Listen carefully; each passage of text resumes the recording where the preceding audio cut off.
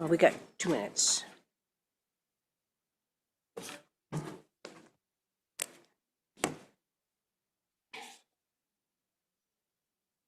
I'll put this away. I need it.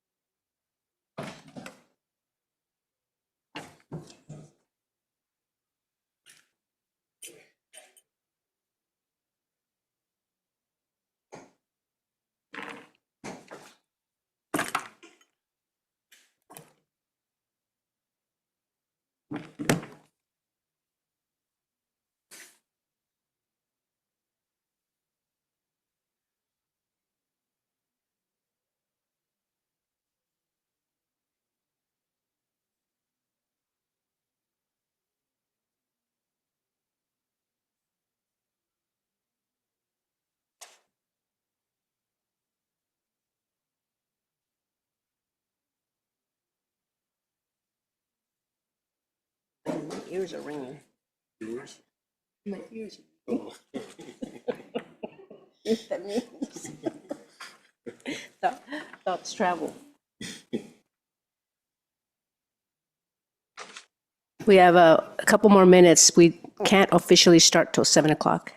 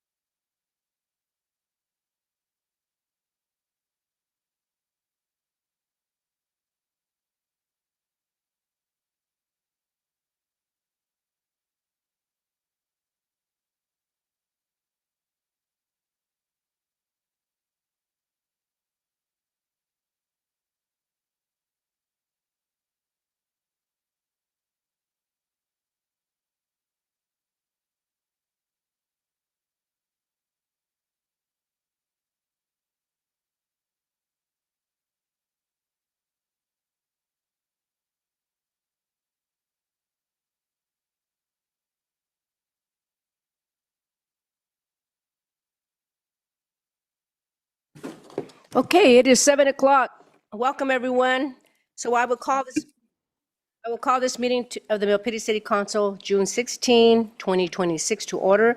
The City Council meeting is available for instant translation in over 60 languages with the app Wordly. It's accessible via mobile phone, computer, and video displays. So by scanning the QR code on the upper right-hand corner of this agenda, you will be able to find it. Okay, so back to today's business. City Clerk Guzetta, please take roll. Vice Mayor Barbadillo. Councilmember Chua.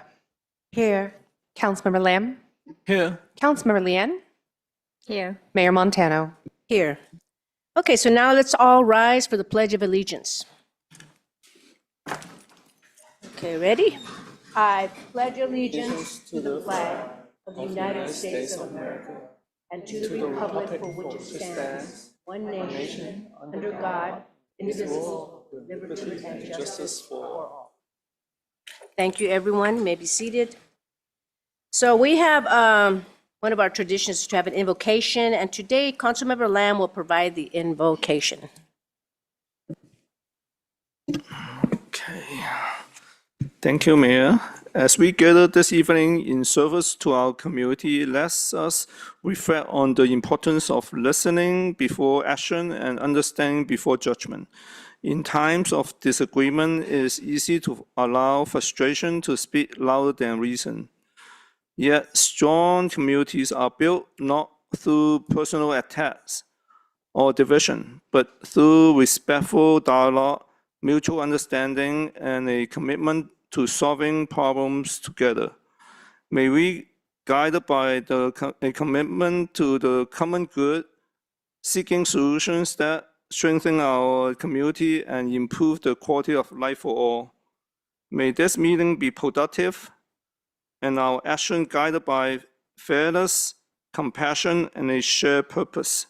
Thank you. Thank you very much for that, Councilmember Lamb. So now we will move on to presentations, and I will be going to the podium and giving out the presentations. And if the council member wants to join me, you may.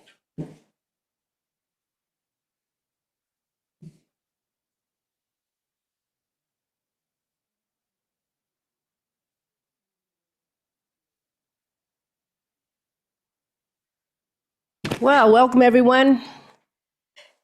Good to see you all here. So we have a couple of commendations or proclamations. We have one for today is, well, this month actually is Parks and Recreation Month. So July is National Parks and Recreation Month. It is a time to recognize the vital role of our parks, recreation, and community services, the programs that play in the Milpitas community as well. These programs promote health and wellness, support lifelong learning, and create opportunities for connection through recreation and community engagement. July 2026 celebrates the theme, the power of recognizing the transformative impact parks and recreation have on individuals, families, and communities nationwide. And one of the great things about Milpitas, we make sure that every new development has a park in there. Parks are very important, and I'm sure you all use them in our city. So join me, Mayor Carmen Montano, and the Milpitas City Council in celebrating July 2026 as Parks and Recreation Month in the city of Milpitas. Come on up, Renee.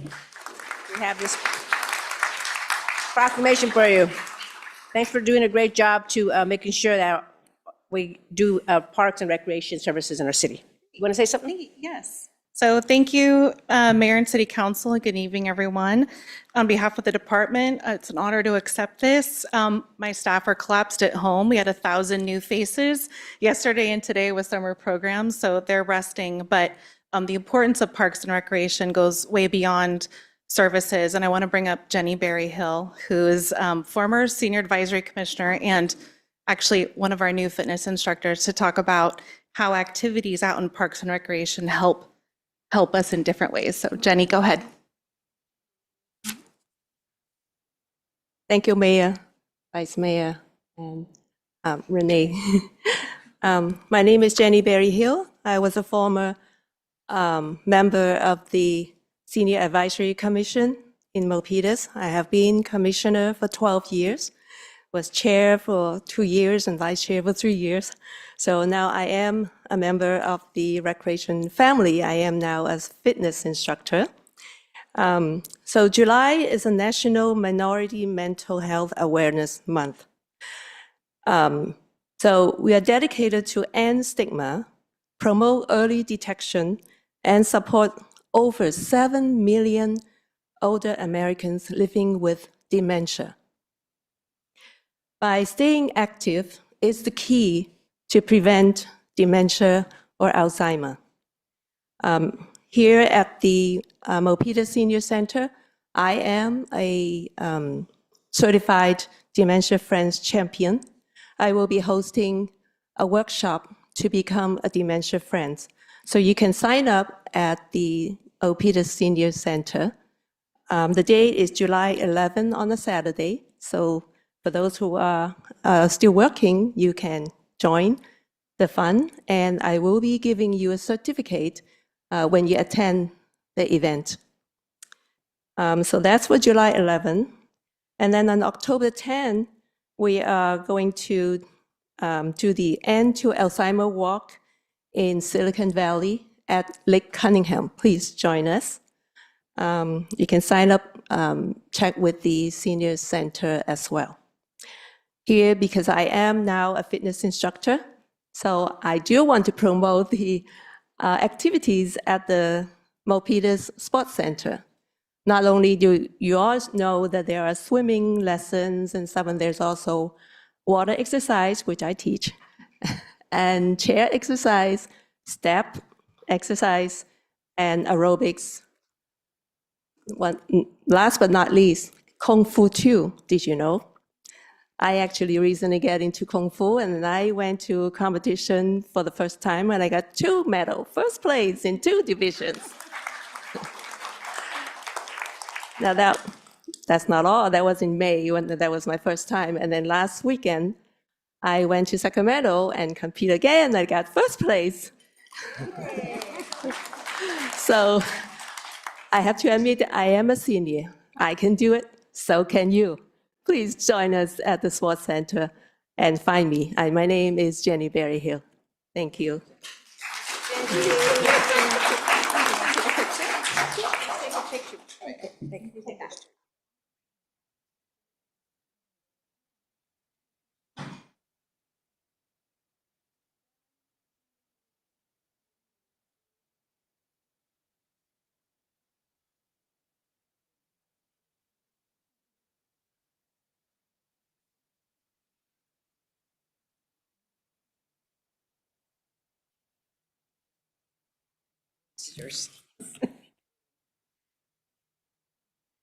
Thank you, Jenny, for all your service. I recall I was on the senior liaison for the city council on the senior commission. So now we have Councilmember Lin, right? You're the liaison for our senior, yeah, okay. Okay, so now we're moving on to a commendation for a very special person, Mr. Kulwant Singh. So on behalf of the Milpitas City Council, I, Mayor Carmen Montano, commend Mr. Kulwant Singh on your induction into the 2026 Hall of Fame classes of both the National Association of the Collegiate Directors of Athletics and the National Alliance of Two-Year Leadership and a dedication and service to collegiate athletics, as well as your commitment to mentoring student athletes and advancing opportunities through sport. Your contributions have extended beyond the field through your volunteerism and community involvement, so making a lasting impact on the Milpitas City residents. So congratulations on this wonderful event. If you can come on up. It is my pleasure to recognize Mr. Kulwant Singh. I'm going to give you this. As I mentioned, a 35-year Milpitas resident, and his induction into the 2026 Hall of Fame classes of both the National Association of Collegiate Directors of Athletics. And he was at De Anza College for 31 years. So Mr. Singh served as both the head soccer coach and athletic director, demonstrating exceptional leadership and dedication to student athletes. His commitment to athletics continues today through his service as commissioner of the Central Valley Conference, as a member of the California Community College Athletic Association Board of Directors. Wow, that's a big thing. Mr. Singh has also made a lasting impact here in Milpitas through his volunteer service with the Milpitas High School Boys Soccer Program and as a founding member of the Milpitas Pickleball Club. Now, that's a big thing. That's a bigger thing. So on behalf of the city of Milpitas, congratulations on this well-deserved recognition. I'll give it to him. On this recognition. On behalf of the city of Milpitas, congratulations on this well-deserved recognition, and thank you for your many contributions to our community. Thank you so much. And we have 2 commendations for you. What's that? Oh, that's the right one. Oh, I know. Oh, no, but which one is it? This one. Okay, all right. But we have, no. So Madison, which one is this one for? Yeah, it's for him. I think they put the wrong name on. I think that's what, I think they put the wrong name. We can get that fixed. We're going to get that fixed. Okay.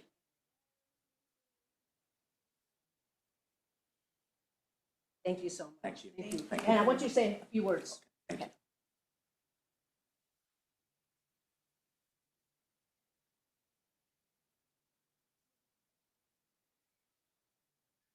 Just a couple comments. Thank you, Mayor Montano and the city council members for this great recognition. Much appreciated. Thank you, Madison, for reaching out to me. I'm honored and humbled for this recognition. I've been very fortunate and have had a great career coaching soccer and in athletics administration. Thank you to De Anza College and Cal State Hayward for giving me great opportunities. I don't know if John made it here, John Svensson, he was my VP at De Anza, but I wanted to acknowledge him if he's here. I don't think he's here. I'd like to thank my family, my wife of 37 years. We've known each other 47 years. She's here, Kathy, she's right there. My son, Kieran, and his girlfriend, Cassie, right over there. Okay, my 88-year-old mom is here. And by the way, they're all Milpitas residents. When I coached, she was at almost every home game and as many away games as she could get to. Okay, my sister-in-law, Jazz, is here. Okay, and my 3 nephews, okay, they're here. Hardavid, John Paul, and Luke Beer. Again, we all live in Milpitas. I've been here 35 years. So,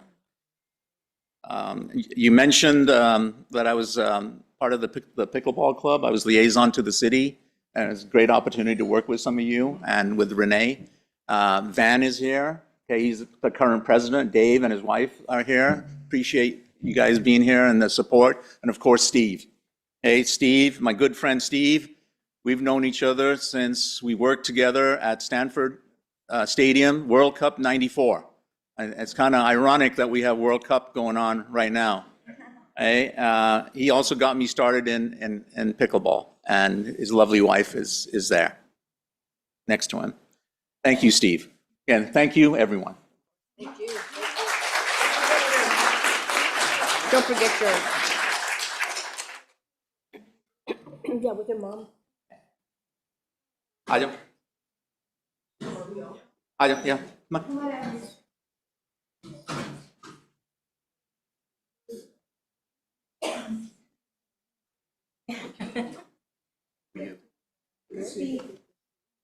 Come on.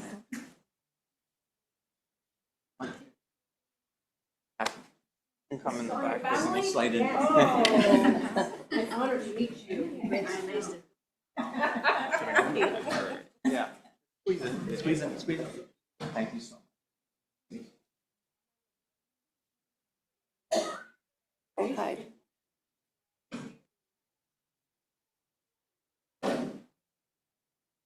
Thank you. Thank you. Good to see you. Meet you. Nice to meet you. Nice to meet you. Thank you. Okay, thank you, everyone. Well, that's the end of our presentations. Okay.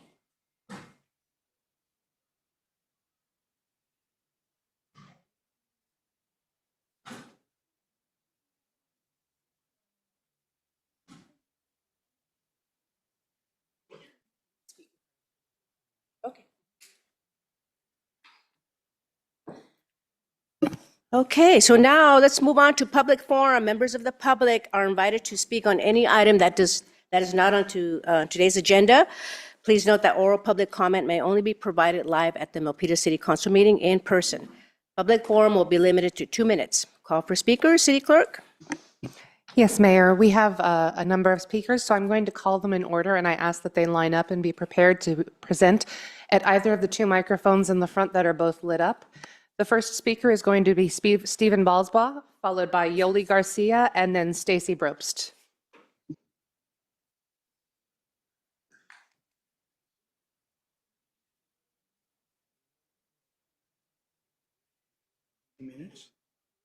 And then you can set yourself up at the next microphone and I'll call your name. Yes, Yoli is the next one. And there is a timer, you'll hear it. Okay.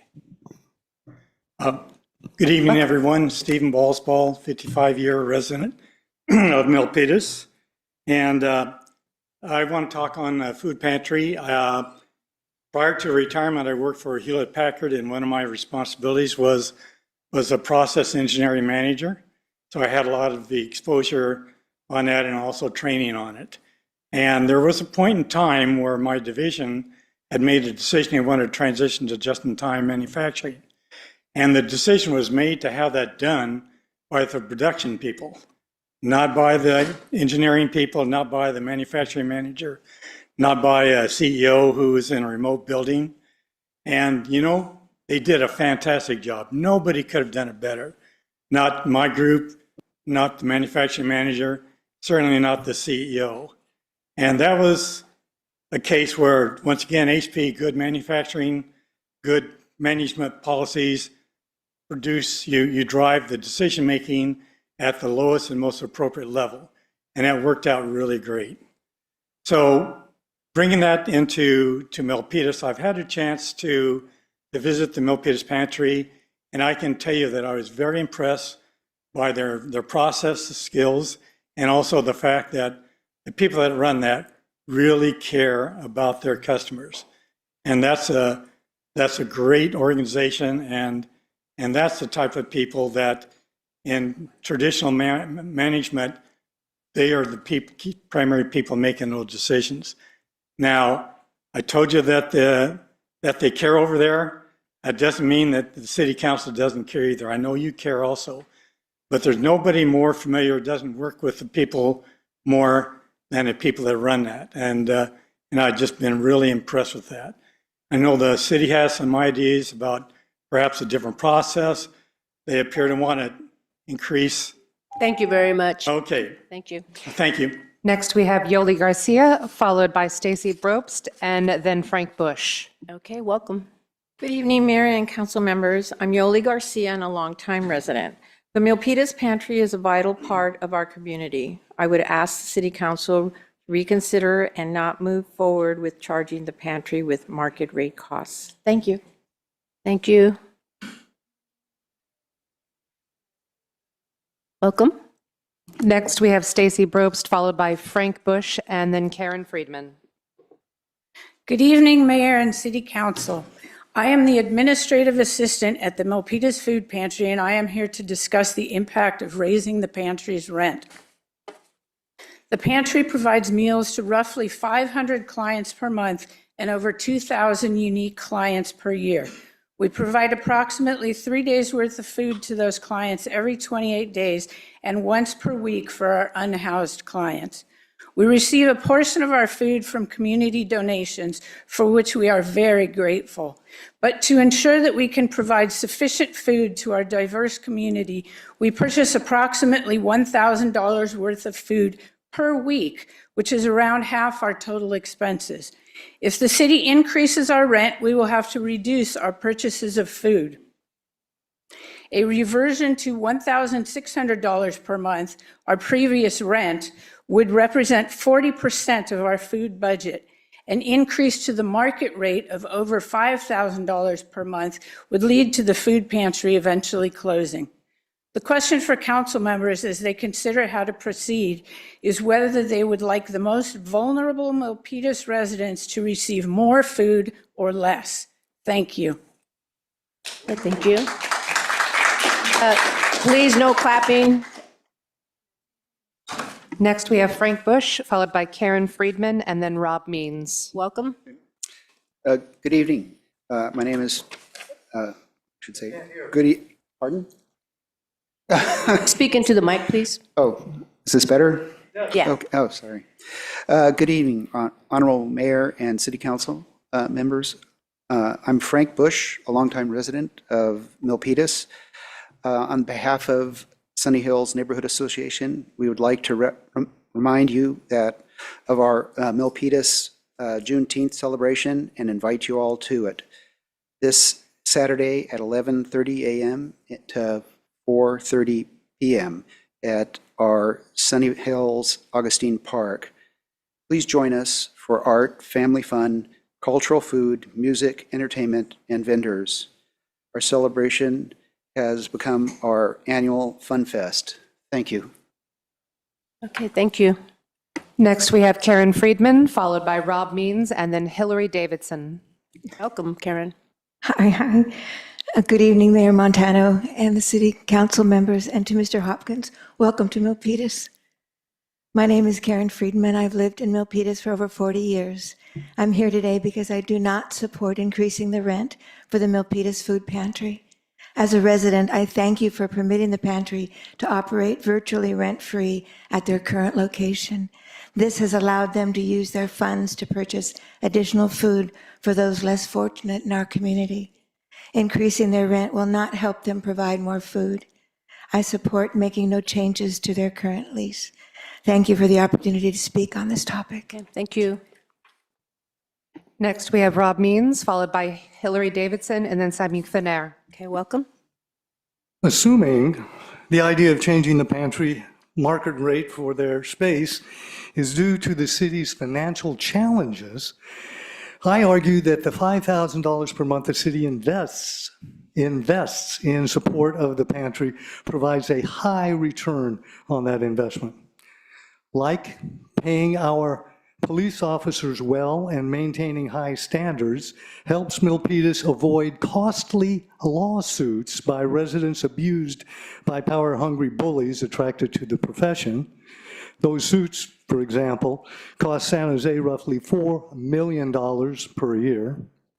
The city likely saves more than $5,000 per month in other ways that pantry personnel and clients could detail, whether it's petty theft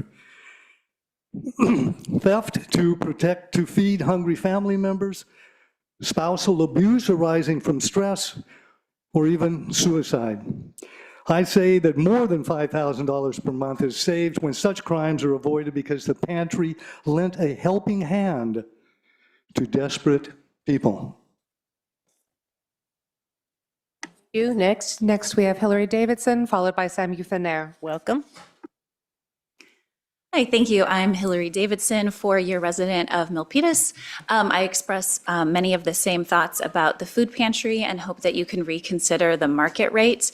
I am a volunteer for Hope for the Unhoused and have been volunteering every other week since last August and really care for the vulnerable population in Milpitas.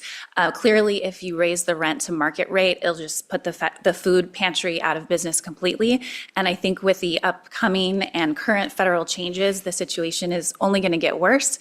If anything, this is the opportunity to invest more in the food pantry and other places, and especially with CalFresh requiring volunteer hours in order to get CalFresh, this could be an opportunity to just really kind of double down on what the community actually needs and make resources more available. Thank you. Okay, thank you. Welcome. And then our final public speaker is Samik Thaner. Please don't add this on my time, but before I would like to ask if the use of visual aids are permitted or are they not permitted?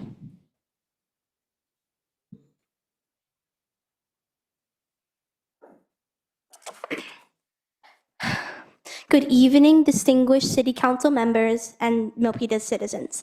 My name is Samyukta Nair, and I've lived in Milpitas almost my whole life.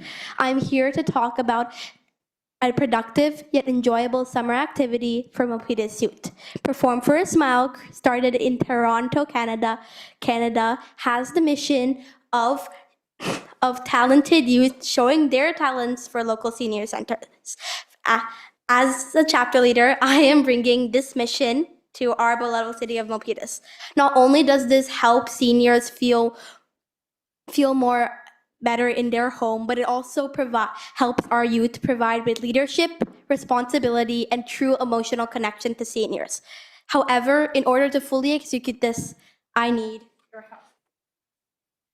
The first thing I need is full connection with senior programs to help recognition. The second is I need city promotion and PFAS, meaning that I would like to be listed as an official volunteer program. The third is I would love to have community flyers able to put in libraries and community centers. And finally, I would like inclusion in volunteer opportunities. Please review this decision and thank you. Any questions?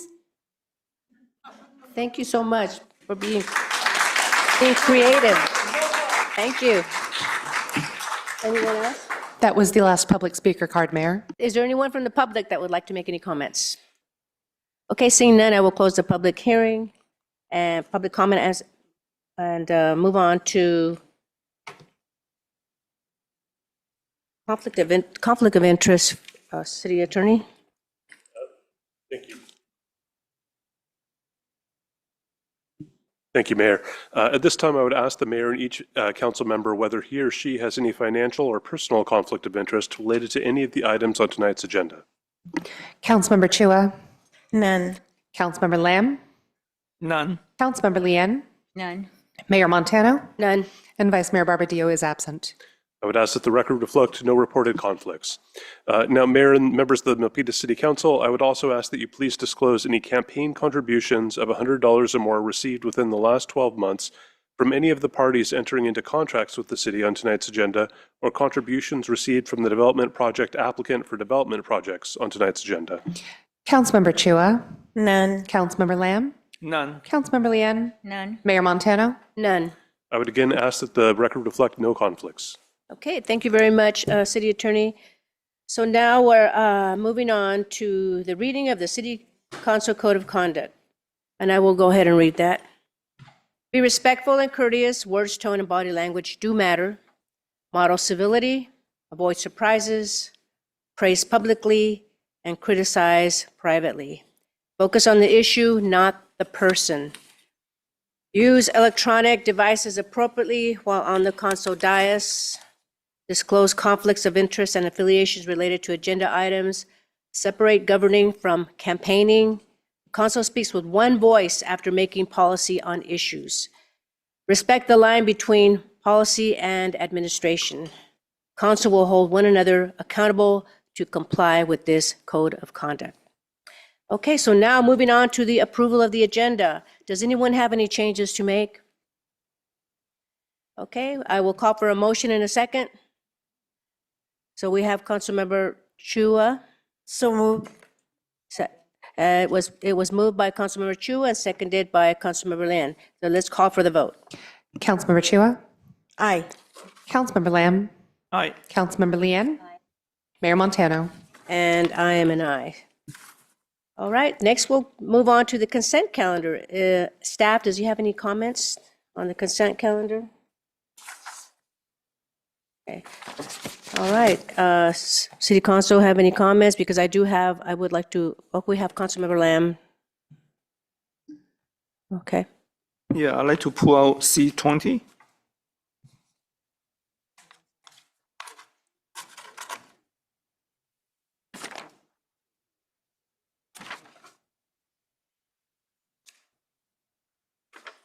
Okay, I apologize, but Councilmember Lamb, which one did you want to pull? C20.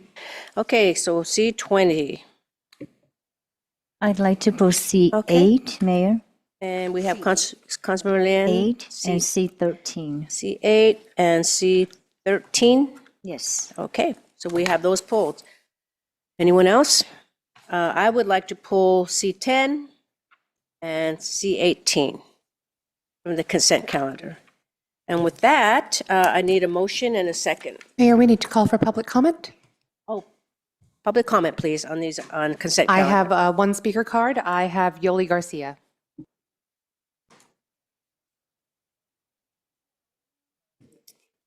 Good evening, Mayor and council members. My name is Yoli Garcia and a longtime Milpitas resident. I am asking that you consider pulling consent item C7. I am speaking tonight on behalf of Hope for the Unhoused to urge the council to include the following actionable data metrics to the contract to measure the real-world impact of our unhoused services before you confirm the contract.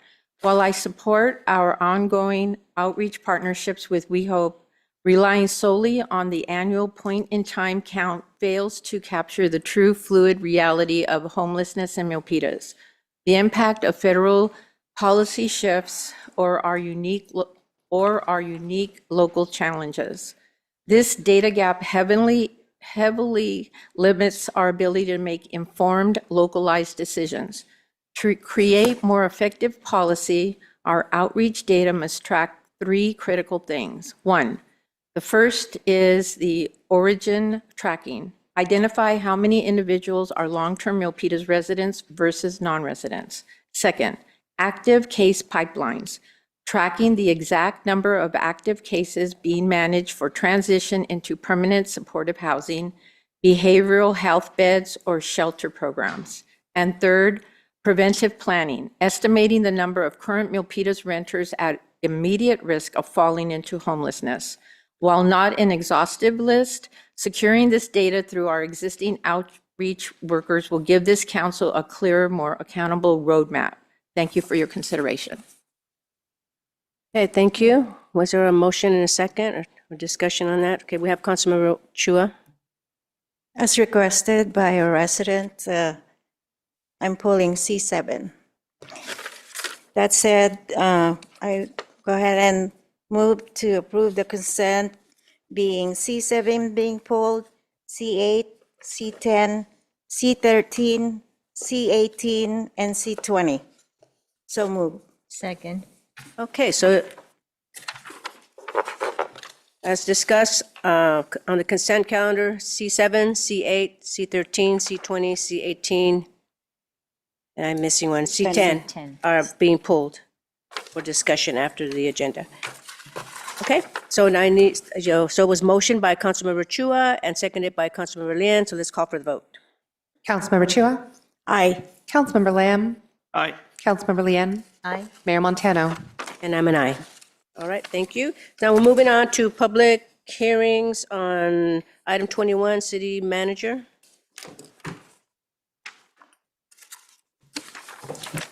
Madam Mayor and Council, item 21 is to adopt an annual action plan and approve the community development block grant allocation for 26-27, and the staff contact is Michelle Silva.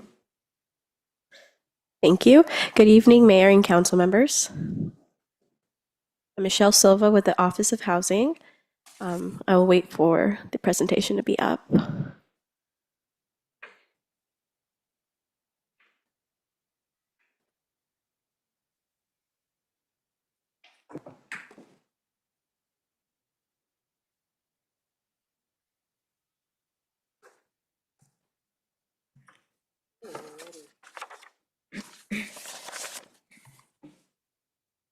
So we have item 21 and. That is correct.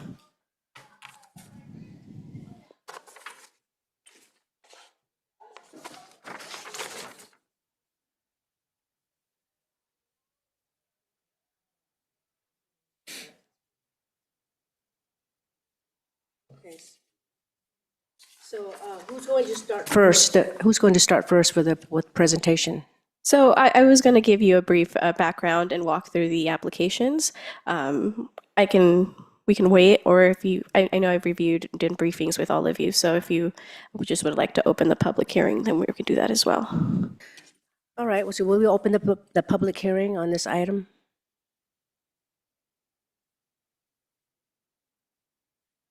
Is there anyone that would like to make any comments on the CDBG, which is to a. Sorry, what?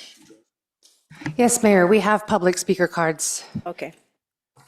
So the first public speaker is going to be Marina Sanchez, followed by Jonathan Dar, then Angelica Holgan. Okay, welcome.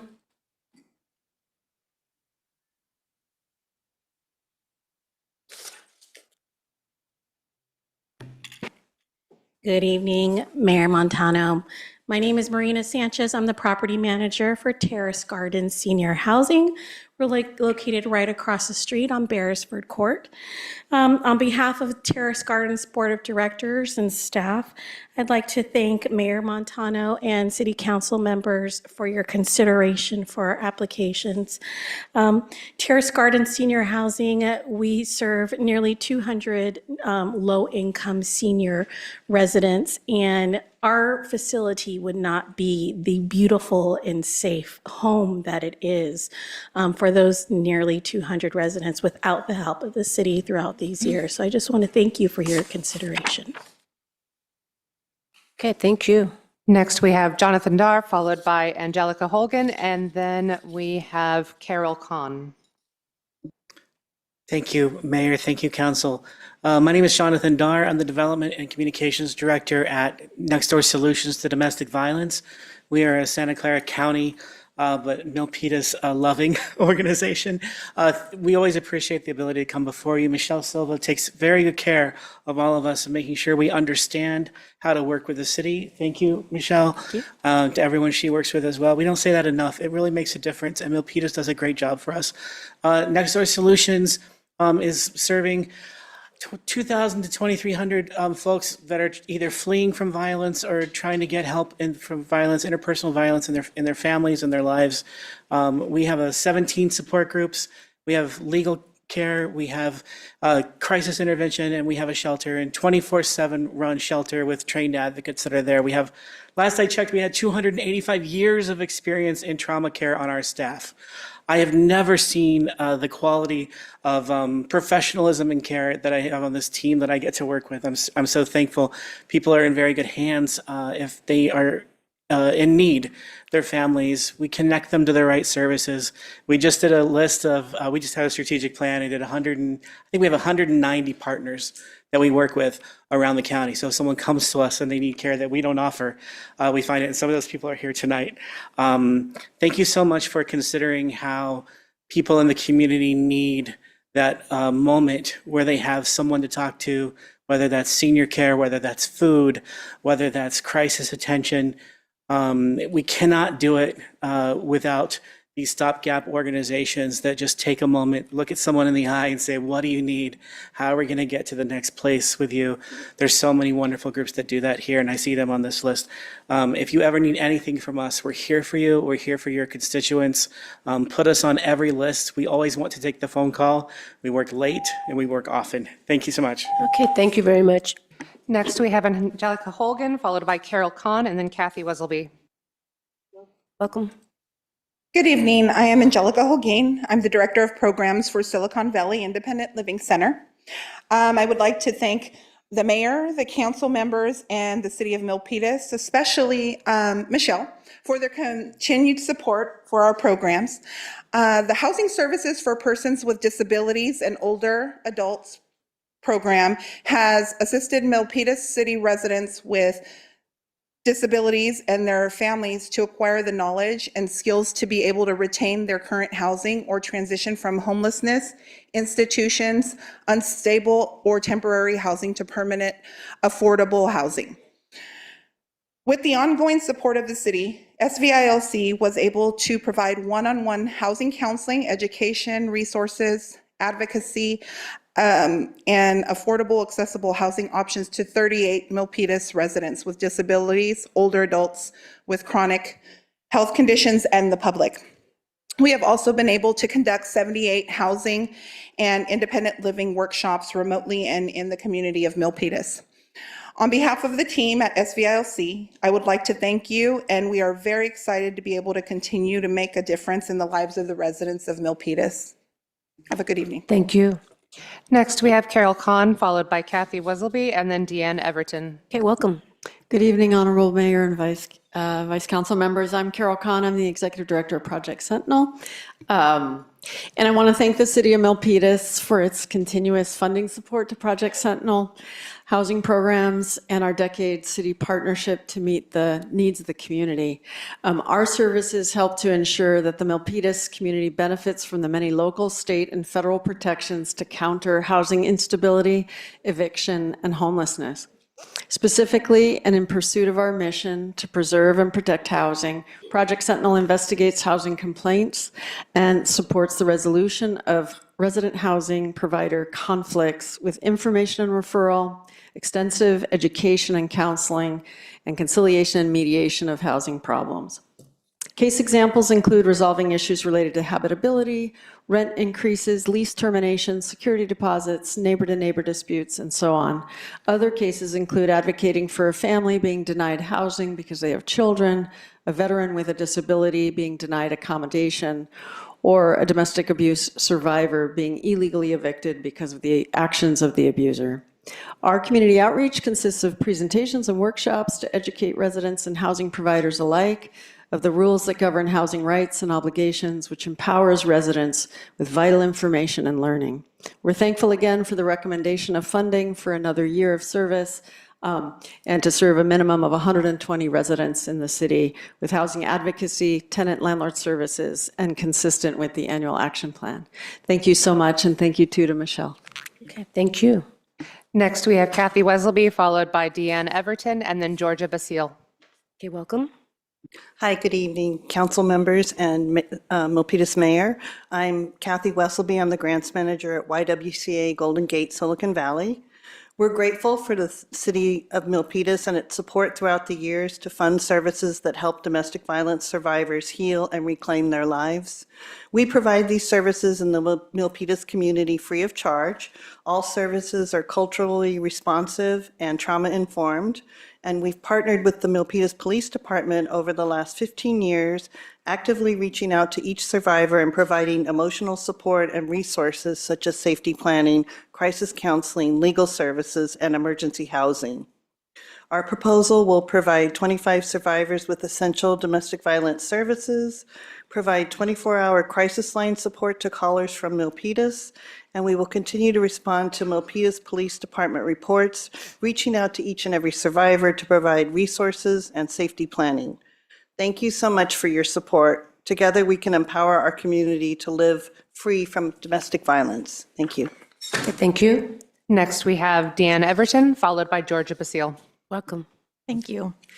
Good evening, Mayor, council members, and staff. I'm Deanne Everton with Rebuilding Together Silicon Valley, a nonprofit dedicated to preserving safe, livable, and affordable housing for low-income neighbors in Milpitas. I want to express our sincere gratitude for your past support of our mission and respectfully request your continued partnership to support our work in fiscal year 26-27 with $200,000 to keep Milpitas residents safely housed. Rebuilding Together Silicon Valley has committed the last 35 years to preserving and protecting our current affordable housing stock. Our work of stabilizing homes supports generational wealth while reducing the risk of displacement, preserves what's left of our naturally occurring affordable housing stock, and strengthens neighborhoods by allowing residents to remain in their homes safely and with dignity and stability. This funding allows us to complete critical repairs that help seniors age in place safely.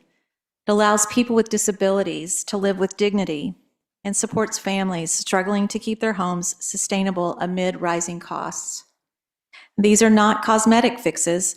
They are vital repairs like replacing failing roofs, fixing plumbing and electrical systems that are unsafe, and installing accessibility modifications like grab bars, ramps, and walk-in showers. Your support of the work of Rebuilding Together directly addresses the Consolidated Plan's priority goal of maintaining and preserving affordable housing. We appreciate your investment in our program to ensure that Milpitas becomes a place where all residents, regardless of income or age, can live safely and with dignity. Thank you very much. Thank you. And the final card is for Georgia Basile. Okay, welcome. Good evening. Georgia Basile, Directing Attorney, Senior Adults Legal Assistance. We provide free legal services to Milpitas clients 62 or older, targeting clients that are low income or at risk of abuse or loss of independence.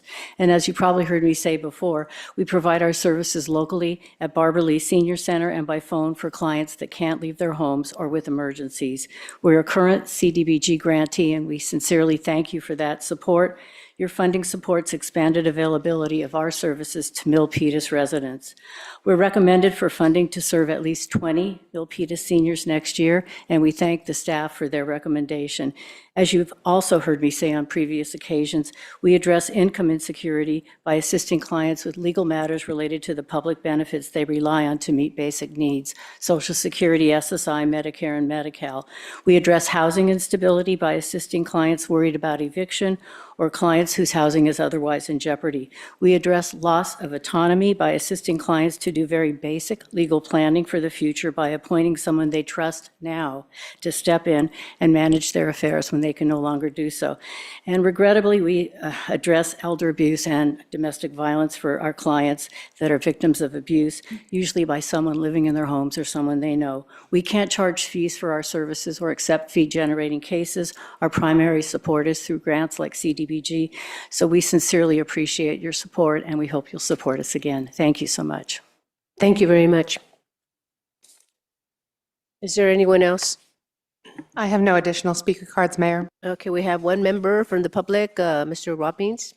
Yes, I wanted to address the point that Ms. Garcia brought up about getting some hard statistics on the flow of unhoused people through our community. I have the general feel that we have a pool of unhoused people and that we keep adding to it. And we also keep deleting from that pool. But I think we're adding more per day, per month, per year, whatever metric you want to use. We're adding more and faster than we are actually taking care of the people that are homeless. I just realized on Kalshi recently that there's a growing feeling that we ought to be preventing Wall Street investors and others from outside the country from investing in our housing stock. And I think that that is a direction that we need to start focusing. It could take the form of simply adding a tax onto those homes and other properties where people are living that says, hey, if you're investing from outside of our community, and however you want to define our community, whether it's here in the city, here in the county, here in the state, but if you're investing from outside, there's going to be a severe tax on that property. And that money will both go towards helping people become housed because we'll be able to do more with housing them because we'll have more funding. But more importantly, we will chase out of the market those folks that are investing from outside our community, those folks that are extracting money from our community. It's a whole extraction game to concentrate wealth in the hands of a minority. Basically, the people that are so rich, they don't really need any more money. So I would implore you to look at a solution that would stem this flow of more and more homeless people into this large, much too large pool. Thank you. Thank you. Is there anyone else from the public that would like to make any comments? If not, I will close the public hearing on this and move on to council discussion. Well, actually, don't you have to do the presentation? Patience not needed. Okay. Yeah. We'll move on to council discussion. Councilmember Chua? Michelle, yes. Can you please show your recommendation again? Just the three. On the screen? Yeah, on the screen. Absolutely. So That would please, if you could be- pull up the slide. Last three ones. Yes. Slide 6, please.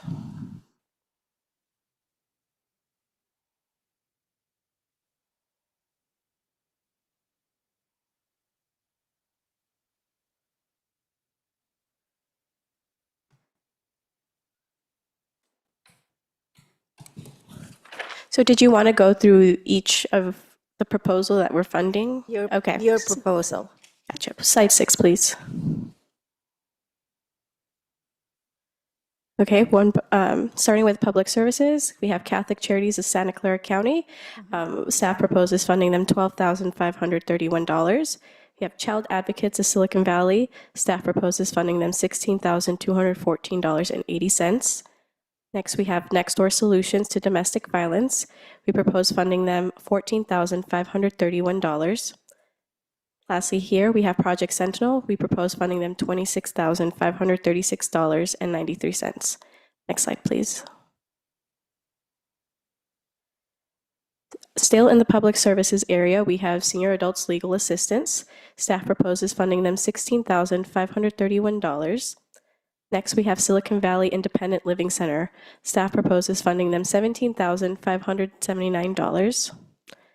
Next, we have SourceWise. Staff proposes funding them $12,531. Lastly, for public services, we have YWCA, and staff proposes funding them $19,531. Next slide, please. Okay, now we're diving into the capital. First, we have Rebuilding Together Silicon Valley. Staff proposes funding them $200,000. Additionally, staff also recommends allocating any unused funds of this current program year to Rebuilding Together for them to use next year. And that is due to delays in signing our HUD agreement. So it would be $200,000 plus whatever is unused in the current program year. Then we have Terrace Gardens, and staff requests their full amount of $100,000. Next, we have our economic development activities. So we have the City of Milpitas with the MEEP program. Staff recommends funding them $165,910.15.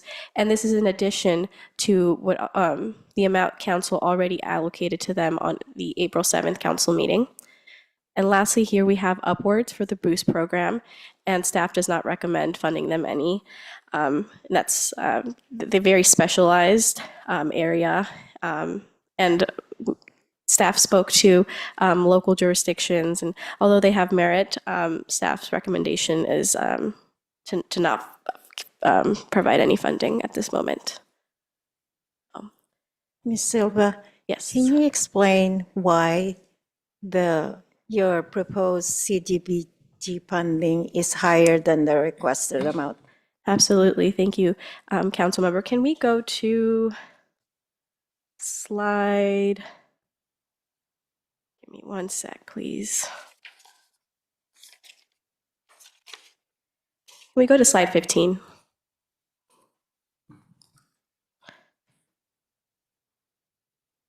Okay, so here is a recap of the April 7th meeting. This is what council approved a substantial amendment to reappropriate revolving loan fund monies and to the following areas. And that first line item, which is the 26-27 public services in the amount of $55,253.93, is part of what we are asking council to reallocate today to public services. So in addition to the entitlement amounts that we received, we are adding an additional $55,000. So with whatever those monies are, we distributed evenly across all of the public services organizations. And we thought that was the fairest way to go about it. Thank you. I just want to thank the staff, especially Michelle, for doing such a great job. And I think this is the first year, if I remember correctly, that I said no changes to the recommendation. I think this is it. And I just want to thank all of you, CDBG organizations, for coming tonight. And I met Ms. Everson. They're Rebuilding Together. I went to one of their projects here in Milpitas, was it a couple months ago, a few weeks ago? And they have about 25 volunteers, painting. There were students from San Jose State, and high school students from Cupertino working here in Milpitas. It's such a great thing to see. And I thank you, Ms. Diane Everton, for doing that. And also, I would like to shout out to Michelle, Ms. Sanchez. Every time I refer somebody to your organization, they come back to me and said that you took care of them. So thank you. And also, most of you have been with us forever. Ever since I was in the Community Advisory Commission, and that was like 20 years ago, and you're still here. And thank you all for your services to our community, and we appreciate you. Thank you. Thank you, Michelle. Thank you, Mayor. Okay, thank you. Is there anyone else that would like to make any comments? Any council members? We have Councilmember Lin. Yes. So I wanted to see if you can help me with the food pantry, whether we can use the CDBG funds to help them? And if yes, what is the process? What kind of requirements do they need to meet? And if you would reach out to them? Thank you, Councilmember, for your question. I know that this has come up in the past with the food pantry and awarding them CDBG monies. I think the issue comes across reporting, because part of CDBG, we have to report out to HUD, and I think there's a little bit of some difficulty in getting tax documents and income documents from the unhoused, which is very unfortunate. But I could look into it for next year, and I'll make sure to touch base with the food pantry, make sure that they receive an application from us. And if they submit an application, then I'll work with them and work with our HUD representative to make sure that, just to see what steps we need to do in order for them to get funded with CDBG monies, and if that's even possible. Thank you. Okay. Anyone else? We have Councilor Lamb.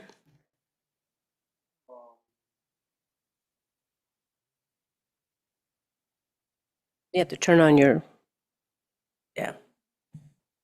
Okay, thank you. I have a question just on next door solution to domestic violence and YWCA Golden Gate Silicon Valley. Seems like they are doing very similar things. I'd like to understand the difference between these two organizations, what they are doing. It appears to me they are doing the same thing, and maybe you could explain to me a little bit more.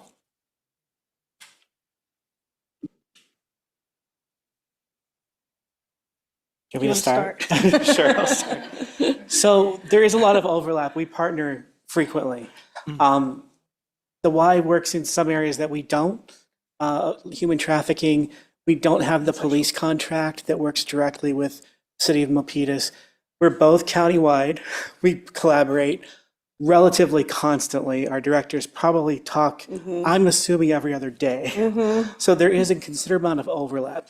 If we wanted to dig into cost per person, we would probably need to sit with our finance directors and break down the reasoning of how we come to those numbers. I'm assuming that they're compatibly covering the breadth of services that people come in and get from us. But they are a little bit different. We're open different hours. I don't know if you want to weigh in on any of the differences as well. Yeah, just you mentioned we do human trafficking. We're not competition. We're more both providing the services, but there is great need out there. So that's why we're both here and providing these services. So we do counseling and legal. They have forms of that. We have 17 support groups. They have support groups. The scales of everything are different. But we are doing the same work. If some of it is the same. If someone is in crisis and they need help in Milpitas or throughout the county, they can go through either of our doors, and we're going to make sure that they have what they need. It just could, and sometimes we will refer and send them, say, actually, what they're doing at the Y works a little bit better for you, or hey, they're open these hours, go over to next door. And there's a wonderful synergistic. All the DV agencies in the county work very closely together.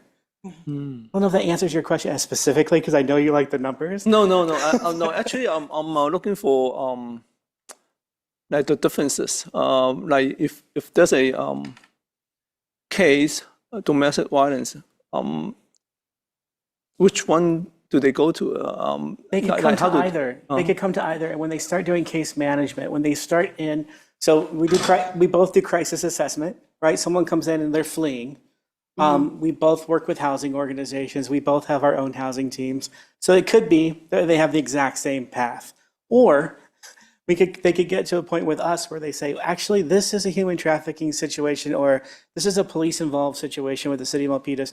We would immediately say, you should talk to the Y, and we will have our advocates speak to each other and hand that person off gently. Everyone's welcome to stay with us. Everyone's welcome to stay with them. It works extremely well. We also work with Aki and can't remember all the different. And there's one in Gilroy. There's about 7 groups that do different things. We have a shelter. If our shelter is full, we will ask to come, people to go to their shelter. We do hotel placement. They do some hotel placement. It's really about just balancing all the services out. So there are some differences. I'm sure in like what's happening in the daily. I'm sure the support groups look a little different. We don't do any human trafficking work at our organization. We can take it to a point, but we would send them to you all. We help sexual assault survivors as well. That's usually through the police department. Yeah, and we are very focused on intimate partner violence. Oh. Okay, thank you. Yeah, thank you. Right, thank you. Is that it? Yep. Okay, thank you. Is there anyone else that would like to make any comments? So, Michelle, if you can so there's people that don't know about CDBG. Can you explain what CDBG? I know it's Community Development Block Grants and a little bit Absolutely. synopsis. I mean, we could go to slide 2. I could briefly walk you through the presentation. So the Department of Housing and Urban Development, or HUD, provides annual grants through the Community Development Block Grant, also known as CDBG. The city is required to adopt the annual action plan, which is a one-year report that says this is what we're going to do. These are the activities that we're going to undertake in this one program year. The entitlement allocation that we received this year is $538,212. In addition, we have the $55,253.93 from the revolving loan fund for the public services, which we touched upon earlier. And in addition, we have $116,072.35 in unused funds from prior years that is also available for reallocation. So in total, we're asking council to allocate about $709,000 tonight. Okay, thank you very much. So that way people can have a little bit of background knowledge of this annual allocation of federal dollars to the community. Okay, so with that, I will need a motion and a second.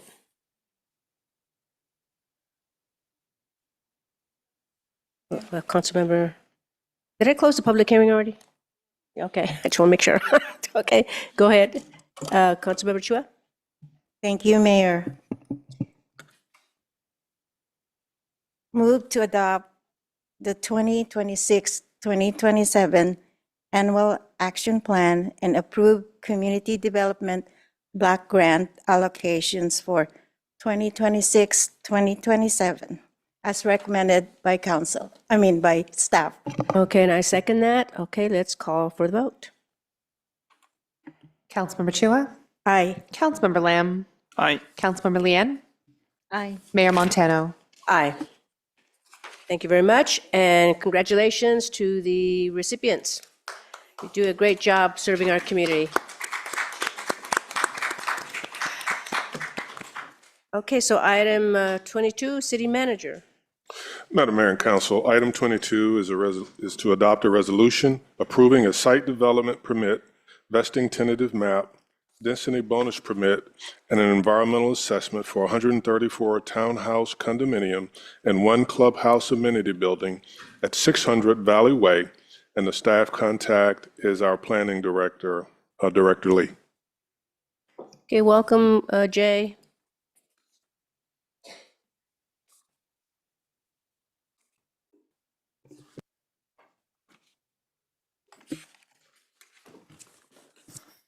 Good evening, Council. And the item before you today is to adopt a resolution approving site development permit.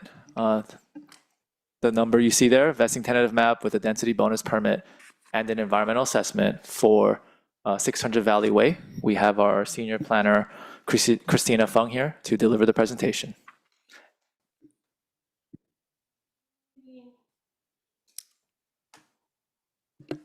Oh, good evening, Mayor, council members, and members of the public. My name is Christina Fung, and I'm a senior planner here with the city's planning department.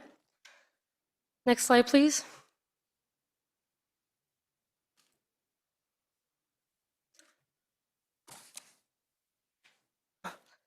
The application includes a request to develop 134 townhomes with a clubhouse amenity building on a 7.22 acre site at 600 Valley Way. The project site is within the Main Street Gateway Specific Plan area, otherwise known as MGSP. The project was submitted under Senate Bill 330, the Housing Crisis Act of 2019, and was identified as a rezone site in the city's housing element update in 2023. Next slide, please. And here we see an aerial view of the project site outlined in yellow. The site is located at the end of the Valleyway cul-de-sac and the south of Heath Street, and Interstate Highway 880 is to the west. The blue line shows the boundary limits of the MGSP area. Next slide, please. Tonight's application consists of 3 entitlements, all of which are considered together for final approval by the City Council tonight. First is a site development permit, which will develop the site with 24 multifamily buildings, all 3 stories in height, with up to 134 units and a clubhouse amenity building. This is the primary entitlement before you tonight. The second is a vesting tentative map, which will combine 3 lots into 1 and will establish the future residential condominium uses and easements. And third, a density bonus permit to utilize the state density bonus law, waivers and concessions in support of the project's affordable housing component.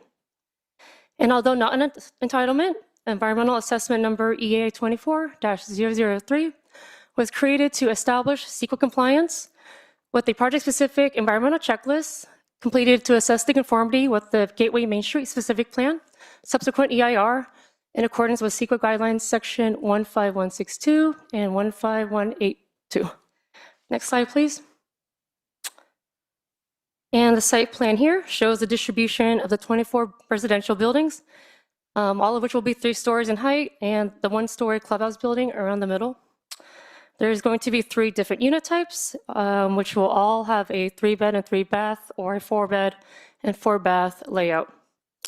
The project will meet all of its development standards, such as maximum height, the number of stories, the density range, and parking requirements. The project will use the state density bonus law for waivers and concessions for relief to some standards as discussed in the agenda report, and we'll discuss later in this presentation. All of these units will have their own 2-car private garage and will include up to 60 guest parking stalls, which will be accessed off the Valleyway cul-de-sac, and will include new internal roadways, landscaping, infrastructure, and other site improvements. Next slide, please. And a project-specific transportation analysis report was prepared and reviewed in consultation with the city's traffic engineering division and demonstrates the project's anticipated traffic generation can be accommodated by the existing street network. The city's traffic and fire department staff have also reviewed the project plans and are requiring conditions of approval to ensure adequate emergency vehicle access, and have confirmed that the internal private streets and driveways will adequately serve the development. And to further improve upon the mobility goals and vision of the Gateway Plan, the applicant has also been conditioned to provide off-street public improvements, such as redoing and infilling sidewalks along the Valleyway frontage to meet the city's latest design and code requirements. Next slide, please. The project's design concept for the future project includes a modern Spanish architectural theme and incorporates varied roof lines, balconies, and projections to add visual interest, and will include a mix of window sizes, decorative trim, and roof overhangs, including awnings and Juliet balconies to reinforce its architectural style. Overall, the project will use earth tone colors and materials to complement the existing surrounding neighborhood. Next slide, please. The project will include 3 common space areas, which are called pocket parks, and will include amenities such as a bocce ball court and picnic areas. Separately, there is going to be a dog run park in the top left corner of the site. Next slide, please. And the project also includes a vesting tentative map. This map will allow the developer to subdivide the units into condominiums where they will be made for sale. Because this subdivision has more than 5 units, the City Council will have the final decision on this tentative map, which received the recommendation of approval from the Planning Commission. Overall, the project's form, content, and dedications of the proposed tentative map have been reviewed by the city's Public Works Land Development Division and deemed consistent with the provisions of the city's municipal code for tentative maps. This department will also be responsible for reviewing details for the necessary utility improvements during the building permit review phase to ensure that the infrastructure needs will be supported. Next slide, please. The project's density bonus permit request is to ensure compliance with the state density bonus law and regulations, and will need to request relief to some of these standards to construct the residential project, which we'll discuss later in the next slide. The city's Affordable Housing Ordinance, or AHO, requires developers to designate at least 15% of the total units as affordable, also known as below market rate or BMR units. 15% of 134 units is 20.1. The developer has proposed to develop 20 BMR units reserved for moderate level incomes and is required to pay for the 0.1 fractional in lieu affordable housing fee. This graphic here will show the distribution of the BMR units throughout the site, representing the three different unit types in these three colors. Overall, the city's Office of Housing has reviewed the project with the city's Affordable Housing Ordinance and has issued a conditional approval letter to ensure that the project will maintain compliance with the AHO, including the execution of the Affordable Housing Agreement prior to certificate of occupancy and payment of the fractional in lieu fee, as we just discussed. Next slide, please. And to encourage affordable housing production, the State Density Bonus Law, or SDBL, allows developers to receive density bonuses and other incentives, such as concessions and waivers. Specifically, an applicant can request relief from the city's development standards in order to achieve the proposed density in exchange for this affordable housing. The proposed project qualifies for the use of the state law because more than 10% of the total units are reserved as affordable for moderate level incomes and can therefore request waivers and one concession under this law. Waivers can be used for any development standard that would physically preclude or make construction of the project physically infeasible. Concessions allow a developer to deviate from design standards and/or development regulations when such regulations potentially make a project economically infeasible for the developer to build. The applicant has summarized these requests in attachment G and H of the agenda report, which includes 5 waivers from the MGSP standards, 3 from the citywide objective design standards, 2 from the zoning ordinance, and 1 concession from the citywide objective design standards. All reviewing departments, including building, fire, engineering, and police, have reviewed the plans with the proposed project request and found no public health or safety problem with these requests. Additionally, the city's planning department has consulted with the city's attorney's office thoroughly for all of these requests prior to these public hearings and have determined that they meet the SDBL provisions. Therefore, the city must grant the applicant's state density bonus law request to allow for construction of the project and its affordable units. Next slide, please. Staff has analyzed the project's parkland requirement for the Gateway Plan area, which is detailed in the agenda report. Overall, the city has determined that the applicant must pay for a total of 0.94 acres, or approximately $2,620,569.60 to satisfy the parkland requirement in combination with the on-site common open space areas that we just discussed earlier. Next slide, please. The applicant will have to pay for the following development impact fees: the park in lieu fee that we just discussed, a public art fee, and the fractional 0.1 affordable housing in lieu fee. Other fees collected by these other departments, such as engineering, are listed and conditioned in the resolution. The 6 reviewing departments listed here have also provided additional conditions of approval that the applicant must comply with during the building permit review phase with construction level detail drawings. Next slide, please. And at the project's planning commission hearing, they voted 4-0 with 3 commissioners absent, recommending that the City Council approve the project with adoption of resolution number 26-009 with a clerical revision to condition of approval number 76. Based on public comments we received during the hearing and as described in the PC meeting minutes, the Planning Commission also made a separate motion to include 3 recommendations forwarded to the City Council as listed here. After this PC hearing, the applicant actively engaged in efforts to work on all of these recommendation items, and it have included detailed responses as attachments K and L to the agenda report. And the applicant team will go over more of these in detail in their presentation later. In summary, regarding number 1, the applicant provided a detailed site plan diagram showing the PG&E easements along the south and west property lines, which prohibit physical structures, and has described other site constraints that limit any other feasible location.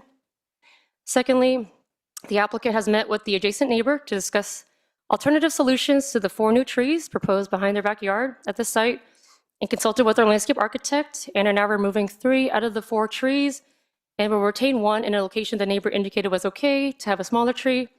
And as such, the applicant has switched this tree type from sycamore to magnolia, which is a smaller tree type than the previous. Afterwards, the applicant also worked with the Public Works Department to review the alternative tree planting plan, and has issued a tree removal permit at an administrative level review under their department purview on June 11th, and determined the revisions to be consistent with city requirements. And lastly, the applicant team and the city attorney's office, through collaborative meetings, reached a consensus on 2 revisions incorporated into the conditions of approval within Exhibit 1 of the City Council resolution, and have agreed to remove the 3rd. Next slide, please.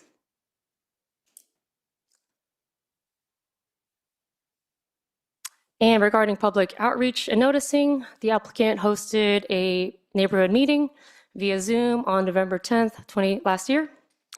Notices were published in the Milpitas Post and the city's website. 2 signs were placed at the property along Valley Way, and 99 postcards were sent around area residents and landowners. And to date, we received 4 different public comments from members of the public. Next slide, please.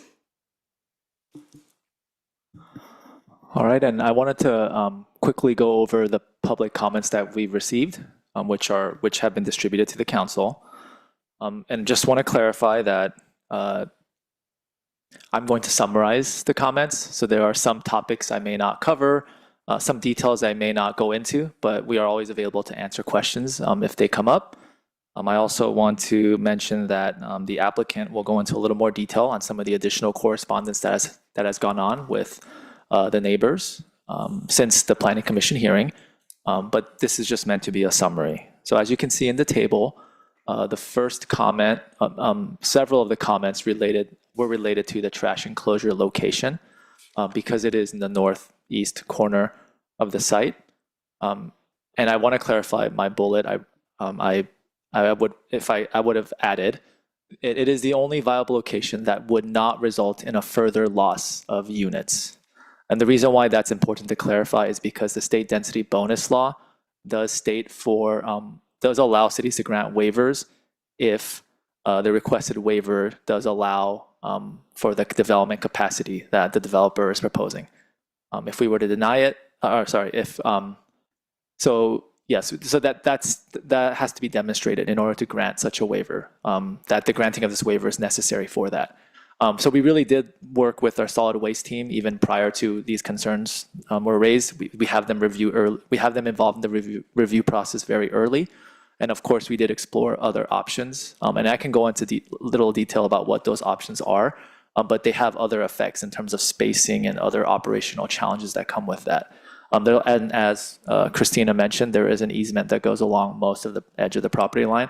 So that presents some challenges as well. And I do want to also say that access to the enclosure is very important. Yes, and then there are also odor-related performance requirements. So I want to mention that. Our code already does require like all bins to remain closed at all times, to be properly sealed. We have design standards for shelters with a roof and walls, all intended to minimize some of the impacts of a trash enclosure. Another topic that was brought up were buffer trees, and as Christina already touched upon it, so I won't go into any more detail there. And I'll move on to the next topic, which is regarding a comment about the greenway that connects the proposed greenway that would connect Valley Way, the cul-de-sac, to Heath Street to the north.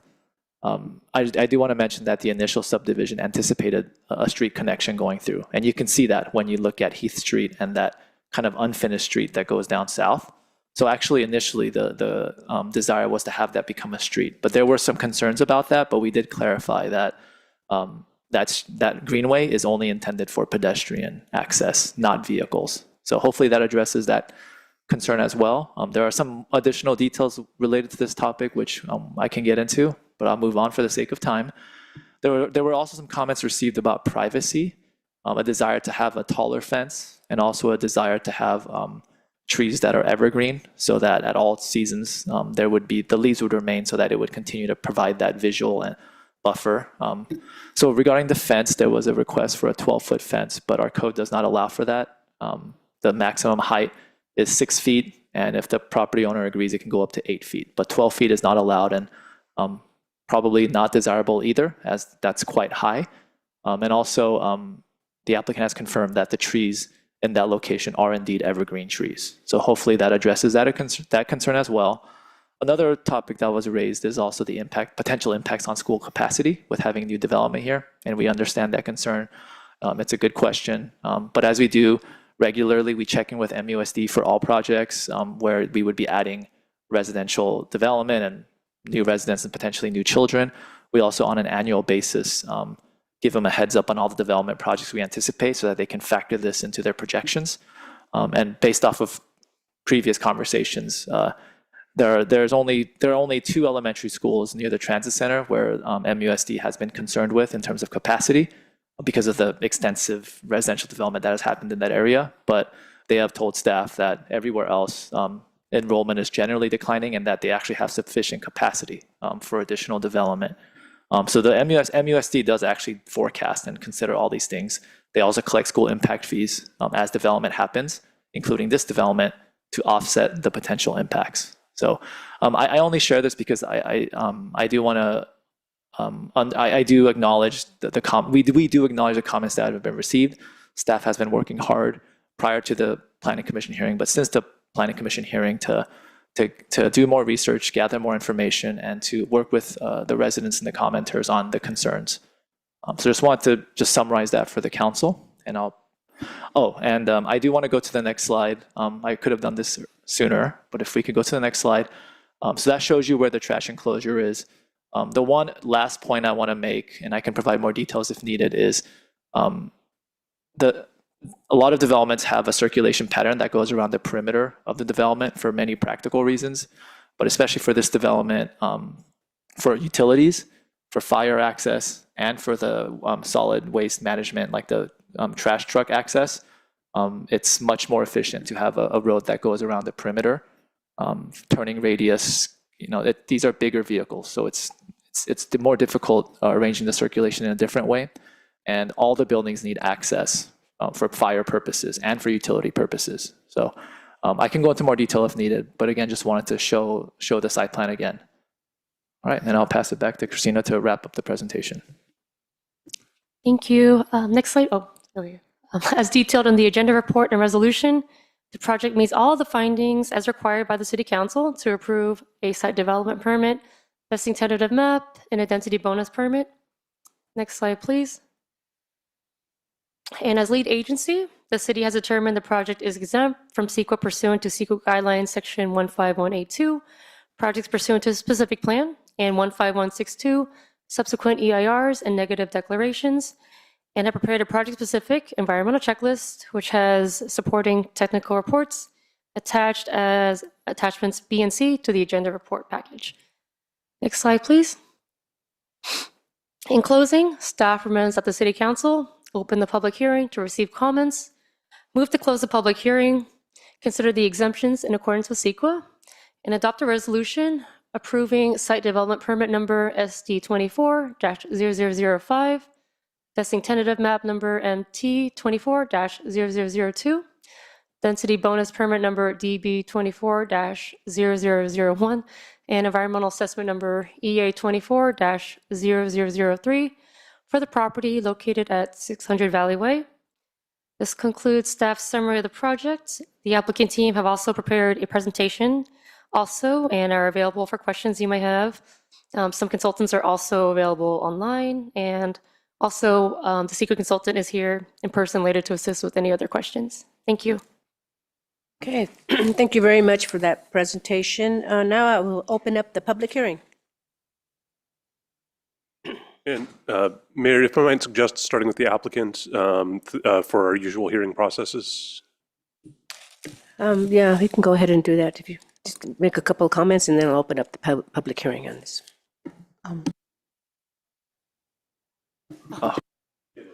Yes.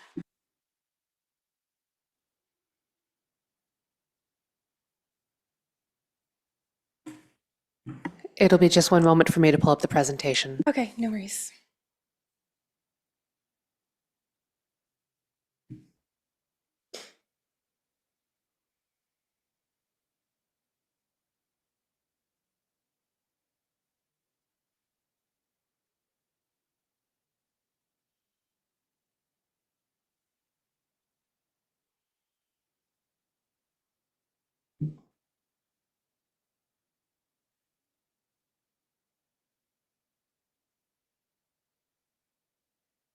Okay, thank you. Hi, good evening, Mayor and council members. It's my pleasure to be here this evening with you all, representing the Sobrato organization on behalf of the Silicon Valley Community Foundation and Sobrato Family Foundation on the 600 Valley Way project. Next slide, please. We hired a best-in-class team who's with me in person and on the phone to support us in the development of this project. We've really enjoyed collaborating with staff over the past couple years, starting with the housing element to today, to bring this project in front of you. I would love to emphasize collaboration. This has been a very supportive and fun process, which I don't always get to say, but we've really enjoyed our time working with staff and are excited to bring this project to you. Next slide, please.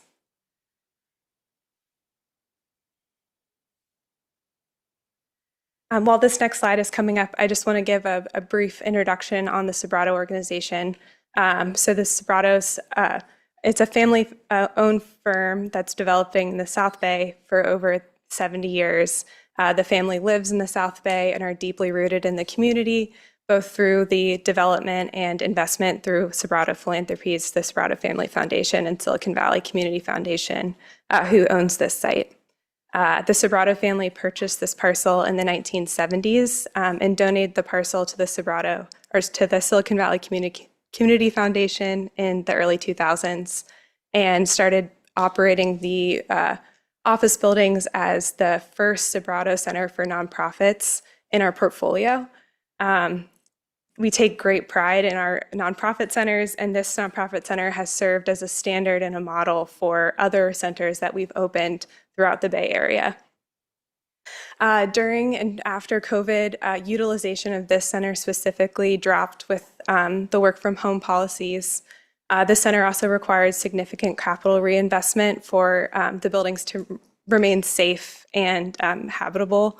And the Silicon Valley Community Foundation worked with the Sobrato development team to conduct an analysis of how much money would be required to invest in the buildings from their balance sheet to keep the center operating versus the trade-off of using those dollars to invest directly in nonprofits elsewhere in the community, and ultimately determined that the dollars would be more effective if the land was sold, re-entitled and sold, and those dollars were used to invest directly in nonprofits versus through the Sobrato Nonprofit Center.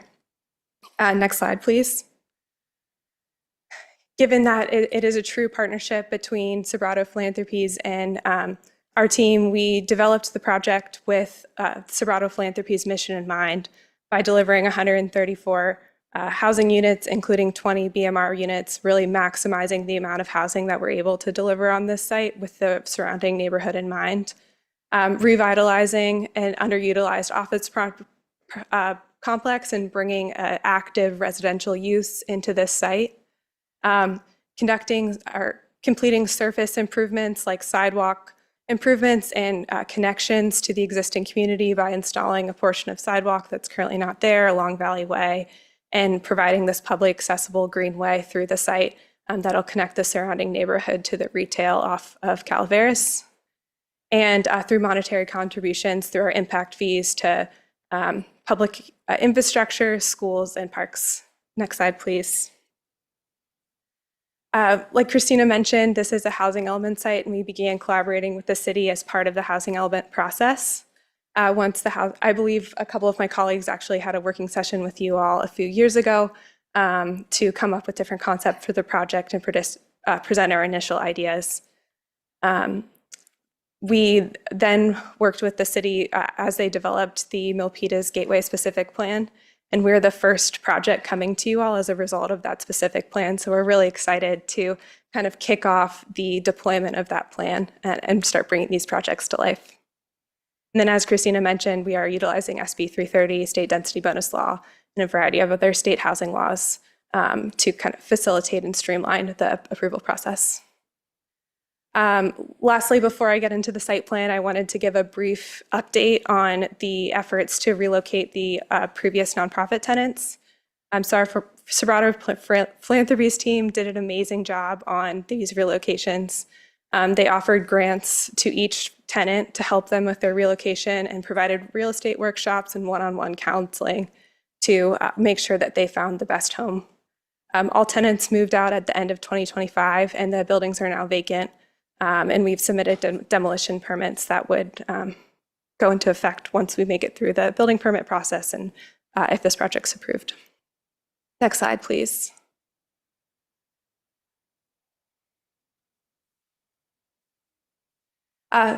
Christina already gave you a brief introduction on the architecture, so I just wanted to call out a couple design elements within the site plan.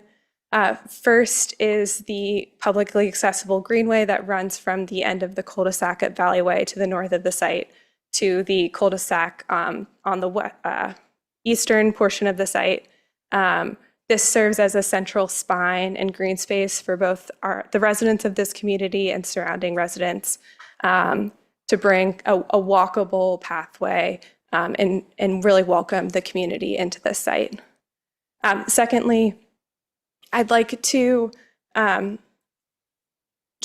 help demonstrate that the scale of this site is really a smooth transition from the existing single-family neighborhood to the more retail uses to the east. We felt like this scale was appropriate given the surrounding uses and provides a density within the allowable range while providing that transition zone and really being thoughtful about how this community fits into the neighborhood fabric. And then next slide, please. At Sobrato, we take community outreach very seriously. We really enjoy engaging with the community and understanding community members' concerns and integrating those into our design. So we started our community outreach by mailing postcards via mailing lists provided by staff to residents within a 1,000-foot radius in the fall of 2025. Those postcards notified the surrounding community of the project's website, which is still active, and of the community meeting that we held on November 10th. And then we received some public comments as a result of that community meeting and outreach that staff did before Planning Commission. Before Planning Commission, we received comments from 3 residents whose comments Jay so wonderfully summarized. And we continued to communicate with those residents after the Planning Commission to make sure that they felt supported and like that we heard and understood their concerns. After Planning Commission, we met with the one resident who spoke via Zoom, which I'll go into a little bit more in a second, and then continued, like I said, continued to communicate over email with multiple other residents who reached out, and I believe those email communications are included in your staff packet. Next slide, please. So as Christina and Jay mentioned, I would like to provide some more information on the work that we did in between Planning Commission and today to work through the recommendations of Planning Commission and making sure we both closed the loop and were thoughtful about how we addressed their recommendations.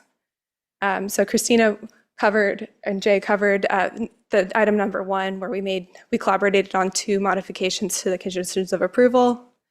Item number 2, we spoke with the resident, like I mentioned, on June 8th and presented our suggestion of removing 3 trees that are along that resident's property line and leaving one tree that's on the corner of the property line, but changing the species of the tree to one that is more of an evergreen tree and does not drop as much debris.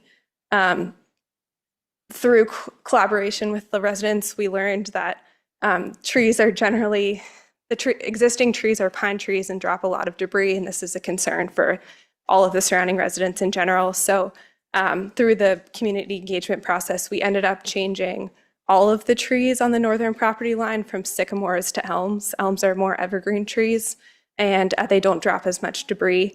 We looked holistically at all the trees on this property line, not just the one or the 4 trees that were affecting this one resident. We then worked with planning and public works to review these changes and ensure that they are compliant with the city's tree ordinance requirements. Lastly, like Jay and Christina mentioned, we had extensively evaluated the location of the trash enclosure prior to Planning Commission, and we continued those efforts after Planning Commission based on Planning Commission's recommendations. I'm happy to go into this in more detail, but there are multiple site constraints that preclude the relocation of the trash enclosure without resulting in a loss of housing units. However, I would like to reiterate a couple operational and design features that are included in the design to align with the city's design standards, and some operational features that have been deployed on other similar projects that lead to kind of a higher level of service compared to the existing trash enclosures on site. First, the trash enclosure will have a drain and a roof. So this will prevent any runoff from leaving the enclosure. There are also typically curbs around the bottom of the enclosure and the stone walls on the side that run all the way to the ground. So any runoff or waste stays enclosed in the enclosure as opposed to the existing conditions, which are just fences with no roof. So the design will be much enhanced compared to the existing trash enclosures on site. We will also hire, the HOA will be required to hire a valet trash service, which is a third-party service that manages the collection of trash from each of the residents' homes. This service sets a designated pickup day where residents leave their trash outside their home, similar to how you would in a single-family neighborhood. The valet trash service collects the trash from the residents' doors in a much smaller vehicle than the city's collection vehicles on that designated day and brings the waste to the trash enclosure. The pickup day is coordinated with the city hauler's pickup day. So the trash only sits in the enclosure for a max of 24 hours before the hauler comes and picks it up, which is a much different condition than if all of the residents brought their own trash to the enclosure every day. The service makes sure that all of the waste stays within the bins. There's no loose trash on the ground. They clean the enclosure compared to having to task the HOA to find someone to clean the enclosure. The service does it all. So we feel like this is a really big operational benefit compared to the existing status quo of the trash enclosures, and just brings a higher level of service and more assurance to the community and the city that we are taking this seriously and the community will be set up for success through the mandate of this service. And with that, I'll conclude my presentation. Like staff said, I'm here for questions and look forward to speaking with you soon. Okay, thank you very much for your presentation. So now I will open up the public hearing on this item. I have no public speaker cards, Mayor. We have someone from the audience. Okay, welcome. Good evening, Mayor and Council members. I'm Harshit Patel. My wife and I live on the parcel sharing this project Northeast Line, where she runs the state licensed childcare home. Toddlers play in our yard, a few feet from where the plan puts a centralized trash enclosure for 134 homes. I support this project and want it approved tonight. I am asking for one design change that costs city nothing. Move the enclosure away from our fence line. Your own zoning code already requires Milpitas Code Section XI-10-54.16. Trash enclosure shall be located as far away as possible from residential uses. Placing it at our line is an opposite. You're not making a new rule, you're just enforcing the one you have. And they don't even need to lose a unit. I give you 3 ways to relocate the full density: shift the stormwater and landscaping into the easement and use their own valet service so that the truck's route isn't tied to the enclosure, or use a density bonus waiver for internal standards. Here is the irony: the city already requires a 25-foot setback from my line for their buildings, a buffer to protect us, and they are using an accessory structure loophole to drop the garbage into that exact buffer. Why it matters: a waste hub of 134 home is a magnet for odor, radon, and stinging insects. Again, a toddler play area. They confirm collection can be started at 6 a.m., bringing heavy trucks to the fence. State law, State Law Title 22, Section 102417 requires a licensed home be free from conditions which might endanger a child. Air quality guidance treat childcare as a sensitive receptor, needing a buffer. A few feet of fence is not a buffer. Thank you very much for your comments. And just to clarify, you're a homeowner in that neighborhood? Yes. Can you, because I didn't hear you, so you're a homeowner in that neighborhood? Yes, right next to where the trash enclosure is getting placed. Okay, thank you. Welcome. Good evening, Mayor, Council Member, and the city staff. My name is Sumit, and I'm homeowner of 31 Heath Street, and my family and I live directly next to the proposed 600 Valley Way development. First, I want to clear that I support the responsible housing development in Milpitas, and I appreciate the effort has gone in planning in the project. My goal is ensuring that interests of existing residents are appropriately considered. Our neighborhood is established like 60 years ago, and the proposed development introduced a 3-story townhome immediately next to the existing homes, which is a 1-story, which creating a significant privacy and neighborhood compatibility concern. My primary concern is the privacy. While the project is 38 feet setback, 38 feet high, and that is clearly visible, that 2nd story or 3rd story is clearly visible to our backyards. I understand and I request that a heighted fence which will be provided, which will at least mitigate the 2nd story level visibility to our backyards. The heighted fence I requested for 10 to 12 feet, which is 10 feet plus 2 feet topper, which help us to prevent our privacy. The builder and the Sobreto residential hometown plan also support PGE easement. So there is a pole located in my property, while the supporting guide wire anchor into the development site. And the pole is leaning, and definitely if the wire is moved or removed, it is a risk. So I request to explore the relocation or modernization of infrastructure while we are building a new community. Thank you very much for those comments. Okay, someone else? Okay, welcome.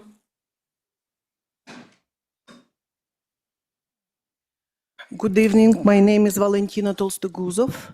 I'm resident of 19 Heath Street. First, I never received postcard about this project. Are you a homeowner in that Yes. area? Okay. My neighbors, 13 Heath Street, never received postcard. Another friend, 2 houses away, never received postcard. So, thanks to my neighbors, I received plan. So, huge trash can size next to my fan. I don't like it. I'm not happy about it. I'm very upset about this plan. Thank you. Thank you for your comments. Anyone else have any more comments from the public? No speaker cards. So now I'm going to move to our colleagues, my colleagues, City Council, for your feedback on this project. We have Councilmember Chua. Thank you. Thank you, Mayor. Director Jay, can we put up the slide again where the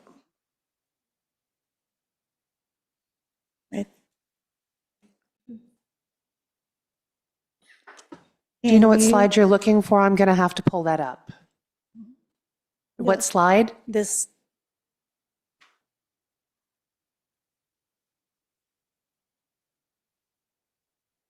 The site map. I'm sorry, we no longer have quorum. Huh? Where's the? I'm sorry, we no longer have quorum. We cannot continue any discussion. We can't.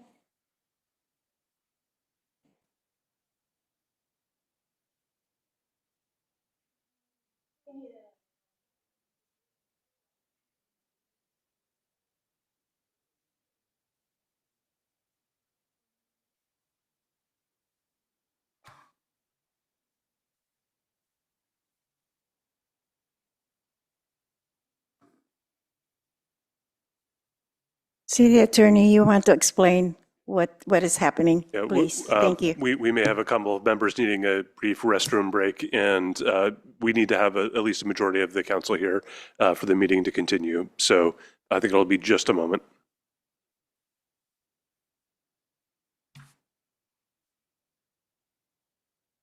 I didn't see.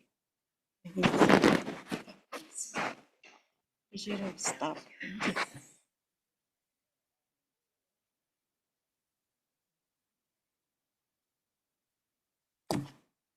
I will say make sure that.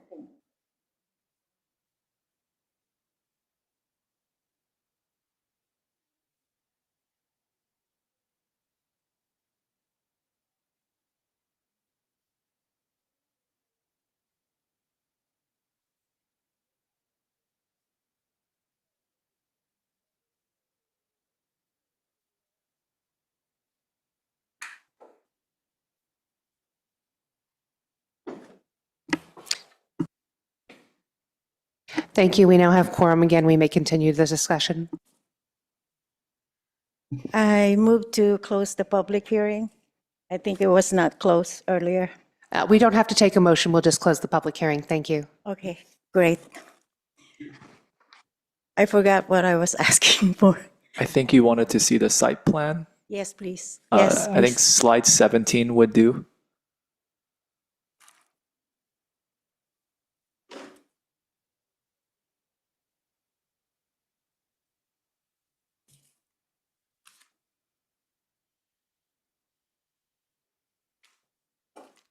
No one else has any more questions from the council?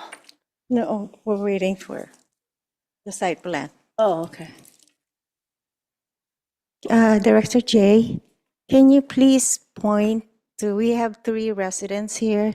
Can you please point to where they're located in terms of the site plan?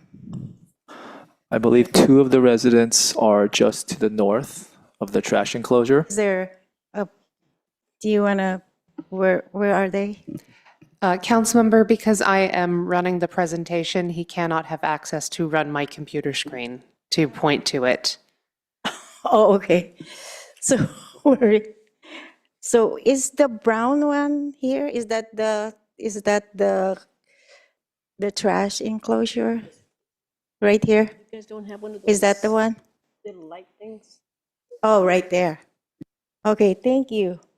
Too bad we don't have one of those little laser things. Okay, that's what I was looking for. Anyway, okay, so 2 of the residents live here, right? Around that area, is that true? 3? Okay. The concern is you have a business there as well, right? And there is an explanation on why we can't move this trash enclosure.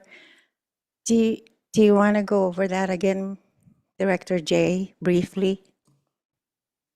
Yes, I'll try to summarize. But I think a good way to start is maybe with some of the suggestions that Mr. Patel recommended.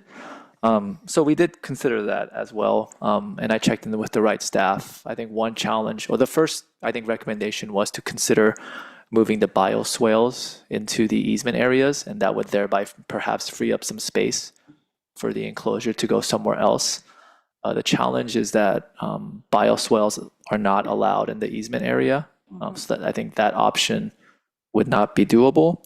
Also, I think it's a fair question if there's an alternative plan which would not require a trash enclosure, since there already is a valet service. I think the issue with that is that the city has a franchise agreement with Milpitas Sanitation, where a third-party hauler, third-party concierge service is not allowed to haul the trash off of the site.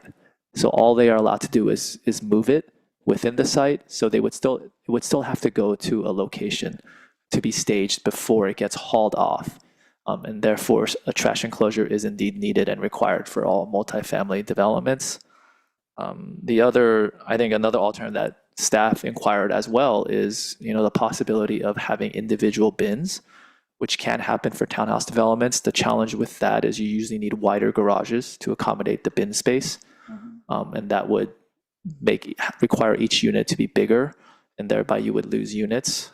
The other challenge is that you need a certain width of the street, and the trash truck also needs to be able to access every location of the bin.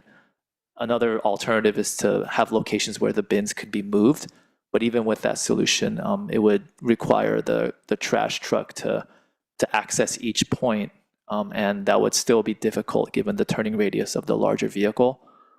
So having a kind of a circulation pattern that goes around the perimeter is really the most efficient and best way to pick up the trash.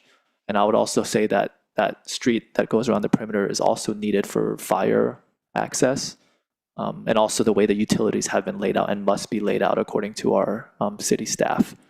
In order for that loop also allows for laterals to come off of that for the utilities to reach each building as well. So there are many reasons for why the site has to be laid out that way. It's just challenging to put in a trash enclosure like further into the middle of a development, because it requires access for a trash truck to get in there.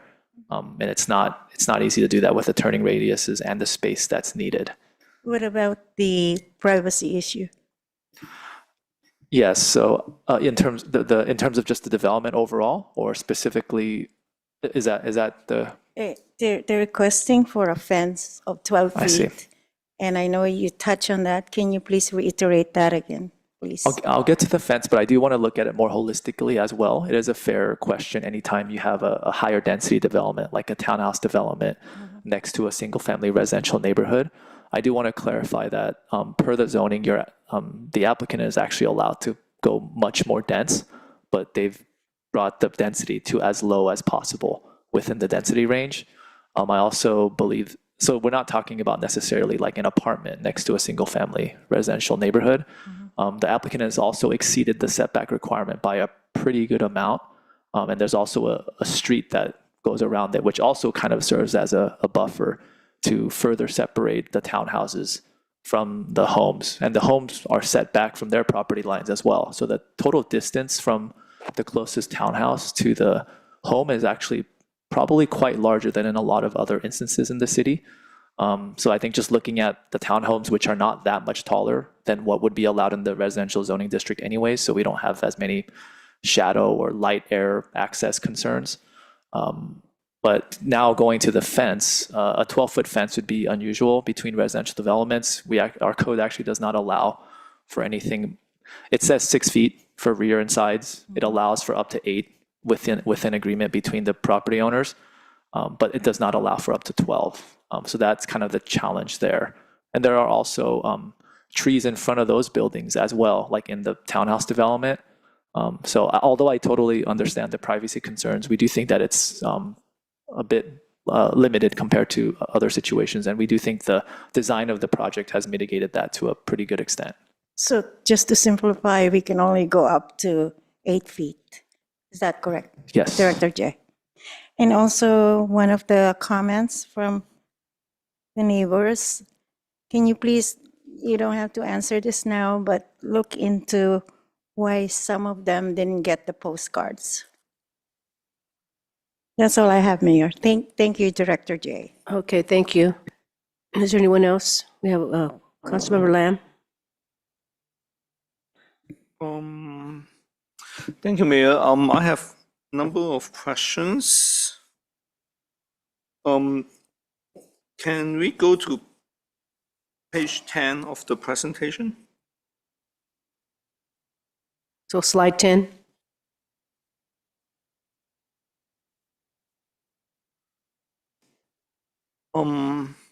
Now, when I look at this picture, I assume the green represents the smallest model, the blue is a little bit bigger, and the orange is the biggest model.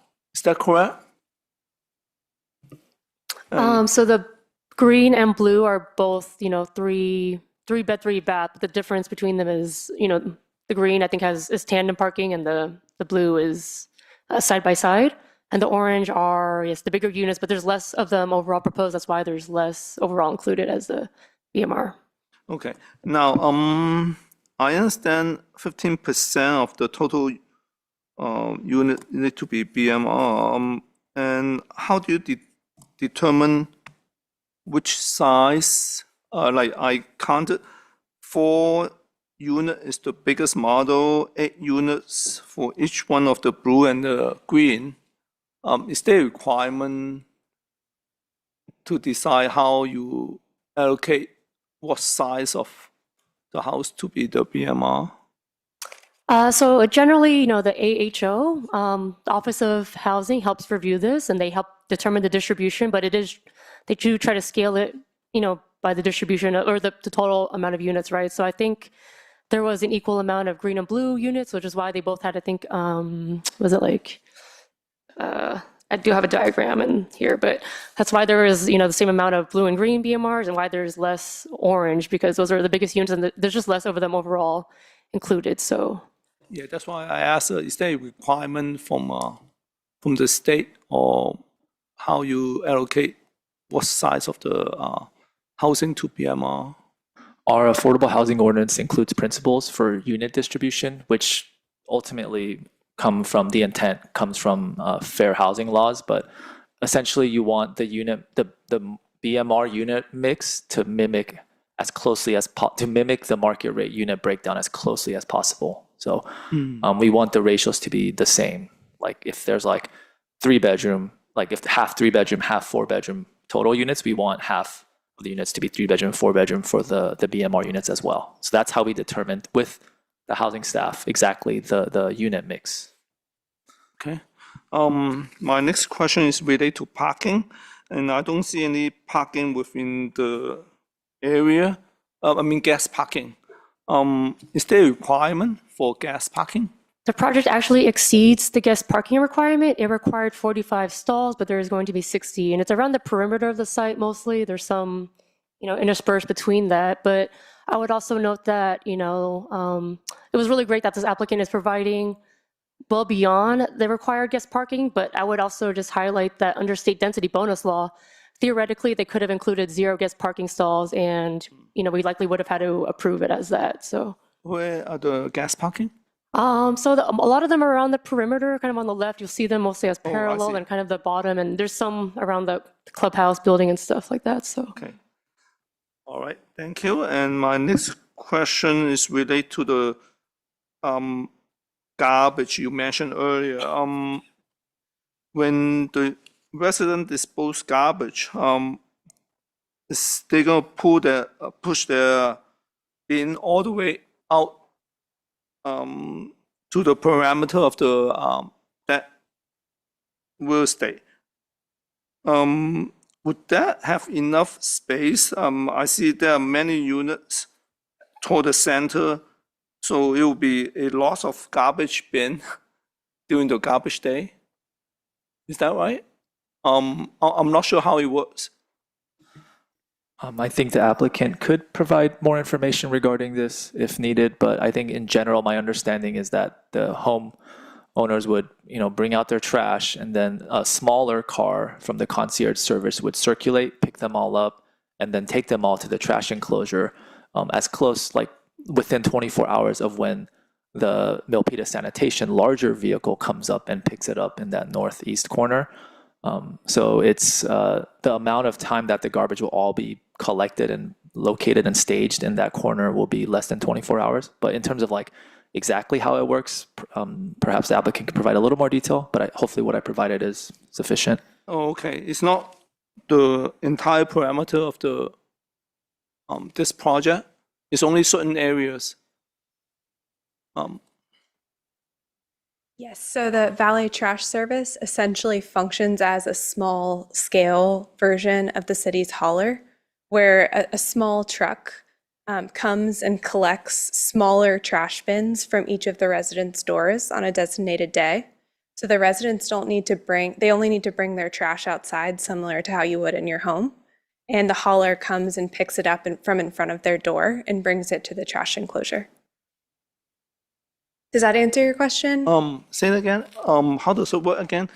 Normally each of us has a bin. Yes. And then you put your garbage in, and then you push out to the street. And since there's no street here, and then Jay was, if I understand correctly, you have to push the bin all the way out to the parameter of the this project. If I may, I was only saying that could be an option, or that was an option we looked into if we needed the larger trash vehicle to go around and pick up the trash. You'd have to like pool all the individual trash bins in certain areas throughout the development, but that's not what is being proposed here. Okay, what's the proposal? The proposal is that each resident would bring their bin outside of their garage door or to the designated pickup area within the footprint of the exterior of their unit. Okay. And then the third-party service would come and collect the trash from those bins, similar to how it works. Okay. It's just a much smaller scale because the third-party services truck is much smaller. And then the bins that the residents use are also a bit smaller than the 3 waste streams that you have at your home. So it functions better in a townhome community where there's a little bit more of a space constraint. Okay, I understand. Now, during the how long is the project? It's about year to year and a half. How long is the entire project? The construction duration? Yeah. We don't have a full schedule yet. I think it'll probably be between. I can't give a definitive answer because we don't have a full construction schedule. Just ballpark? It'll be a couple years. Couple years. I assume this couple years will be quite dusty in this area. Yes. So how do you manage that?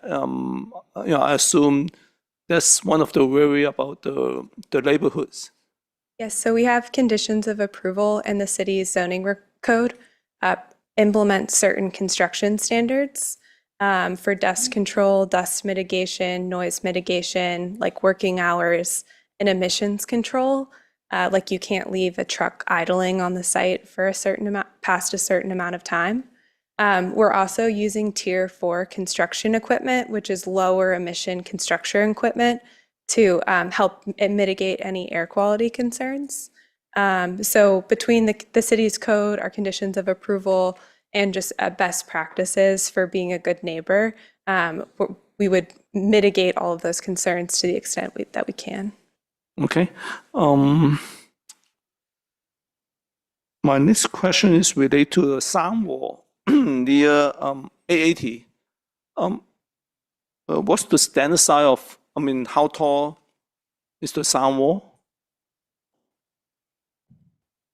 Ms. Caroline, please correct me if I'm wrong, but I believe is it about 6 to 8 feet on the highway side? 6 to 8 feet. The concrete by the highway side? Yeah. Okay, about 8 feet? 8 feet. Yeah, 8 feet is pretty short. I'm not sure what's the California standard, but I know a lot of people already complain to me about the sound wall is not tall enough. It's pretty noisy on AAD. Carolyn, would you like to summarize the noise report that was done for this project? Yes, of course. So we conducted an environmental noise analysis.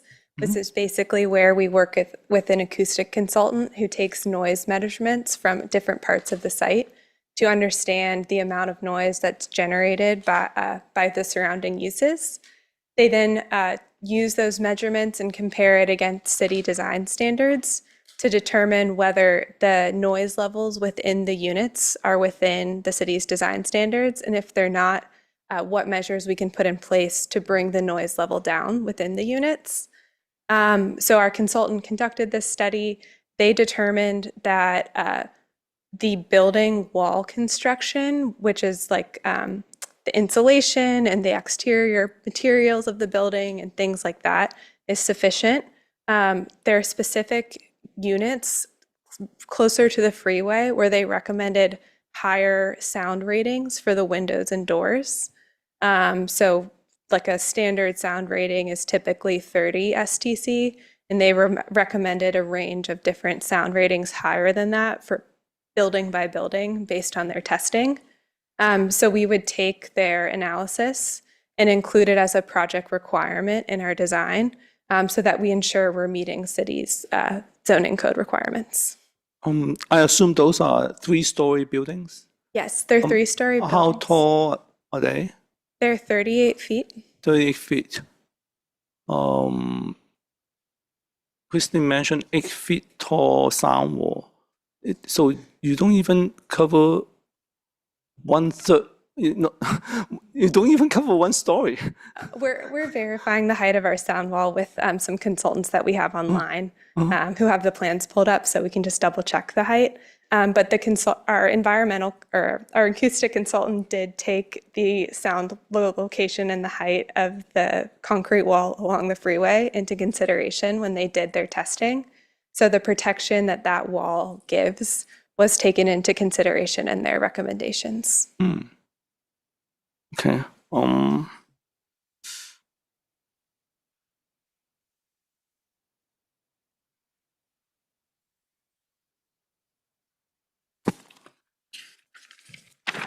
My last question is related to the tree. Since one of the residents complained about the tree, you mentioned you are removing the old pine tree and put in new trees. Okay. And how far away the trees from the current residents?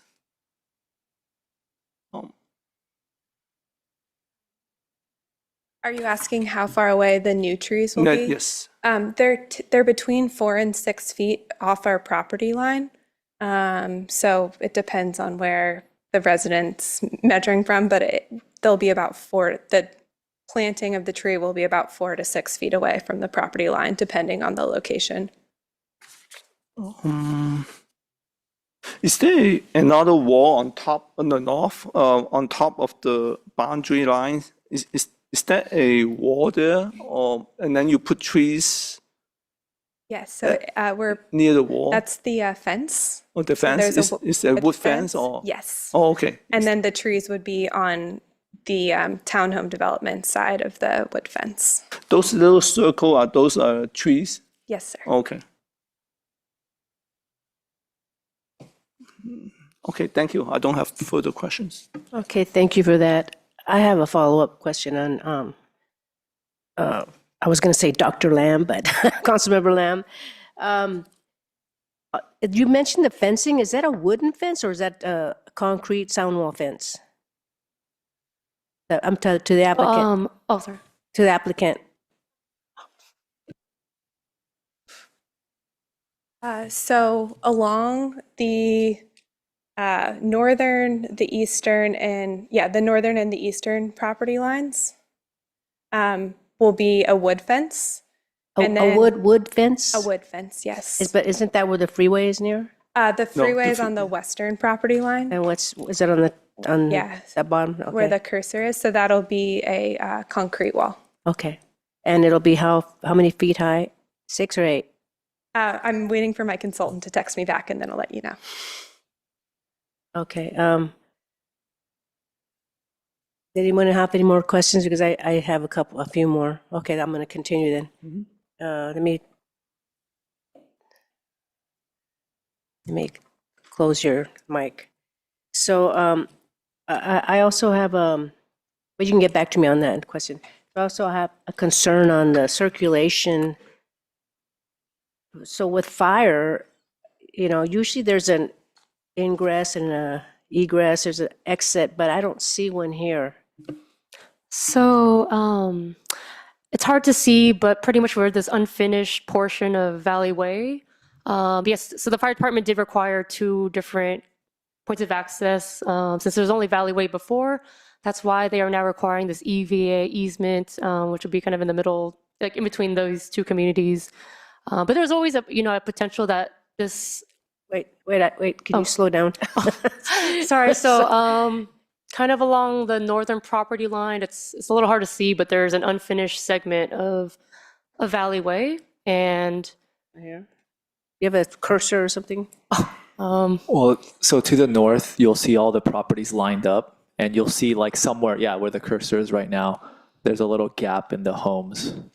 And that's actually an unfinished, like the street that comes all the way down to the property line. But I thought you said earlier that it's only for pedestrians, it's not for so it's vehicles. protected by bollards, and it's only going to be used for fire emergency access. Well, they'll move the bollards, but that's why it's only for pedestrians, and it'll connect to this kind of. Okay, so that's the way out. If there's a fire, I mean, there's the second way. Yeah, because I was wondering, where is that exit? Okay, that clarifies that.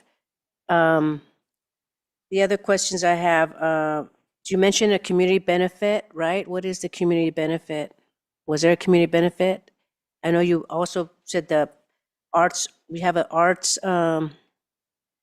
benefit. You've given an arts, we have an arts ordinance, which requires new developments to give monies to the art fund. And then we also have a park. You did a park in lieu. So where are there parks here? You did an in lieu park fund. Are there any parks in here? And how big are they, if there are any?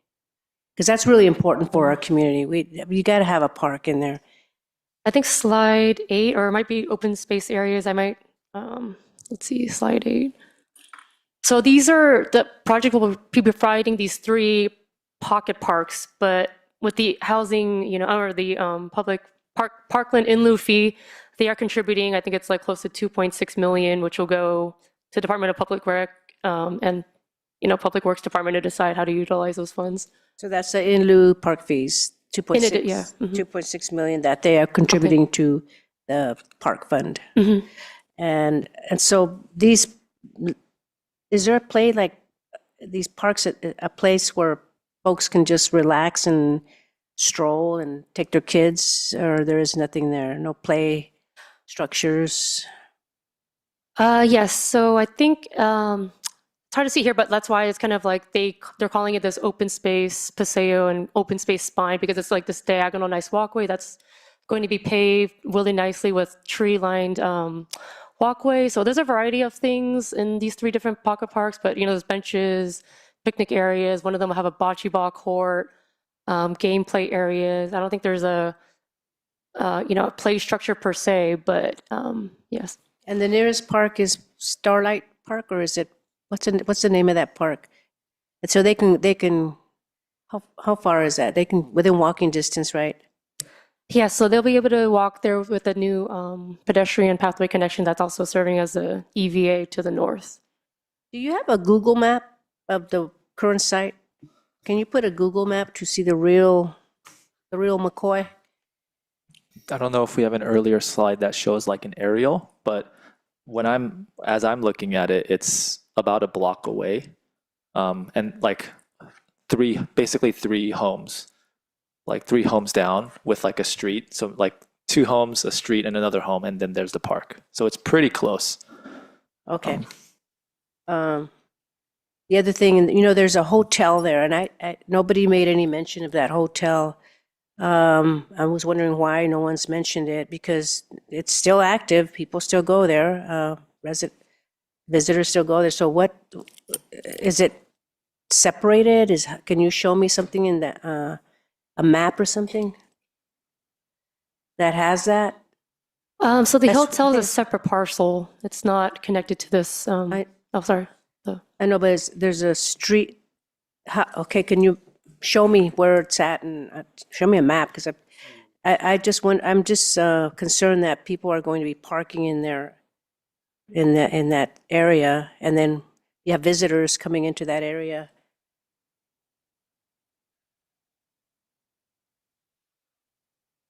And then did you reach out to the applicant? Did you reach out to the Best Western Hotel?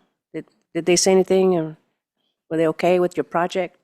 Yeah, we did speak to the owner of the Best Western Hotel over email. They didn't express any concerns with the project. Okay. Yeah, I also just wanted to reiterate that they are, providing 60 guest parking stalls when they required 45, and technically the state law would have almost allowed them to do 0. So. Okay. And then another question, it's exempt. Oh, can you explain to the public why it's exempt from CEQA? So we also have our CEQA consultant here that can elaborate more. And I know that term can sound misleading. So although this was a type of exemption done, there's actually a very detailed project-specific environmental checklist that tiered off of the recently adopted Main Street Gateway Specific Plan and the subsequent EIR done for that. And it really goes through every topic area and is attached. And I think it's over 100 pages still. We still use a professional consultant from our CEQA list. So it did take, a lot of time and effort still. So. If I may, for the CEQA, it's a great question. We did CEQA analysis for the gateway plan. So a lot of that analysis was done on a larger scale. So when you have a specific plan and we do a programmatic EIR, one of the big benefits of that is that future projects don't have to do the full analysis over again. So for this one, that really helped help this analysis be more efficient and limit the amount of analysis.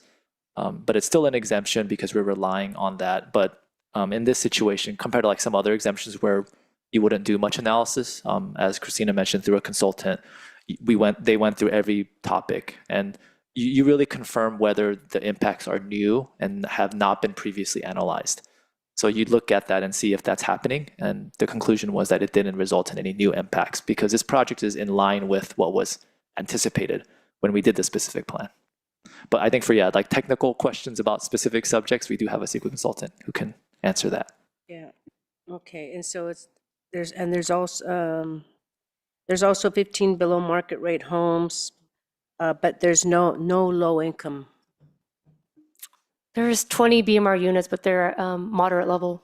Yeah, they're not below market. And the council has been stressing more low income, because low income isn't really low income. I mean, think BMR, you have to make at least 150,000 a year. That's below market rate for the income. So it's all relative, really. So I'm just wondering why this project doesn't have low income.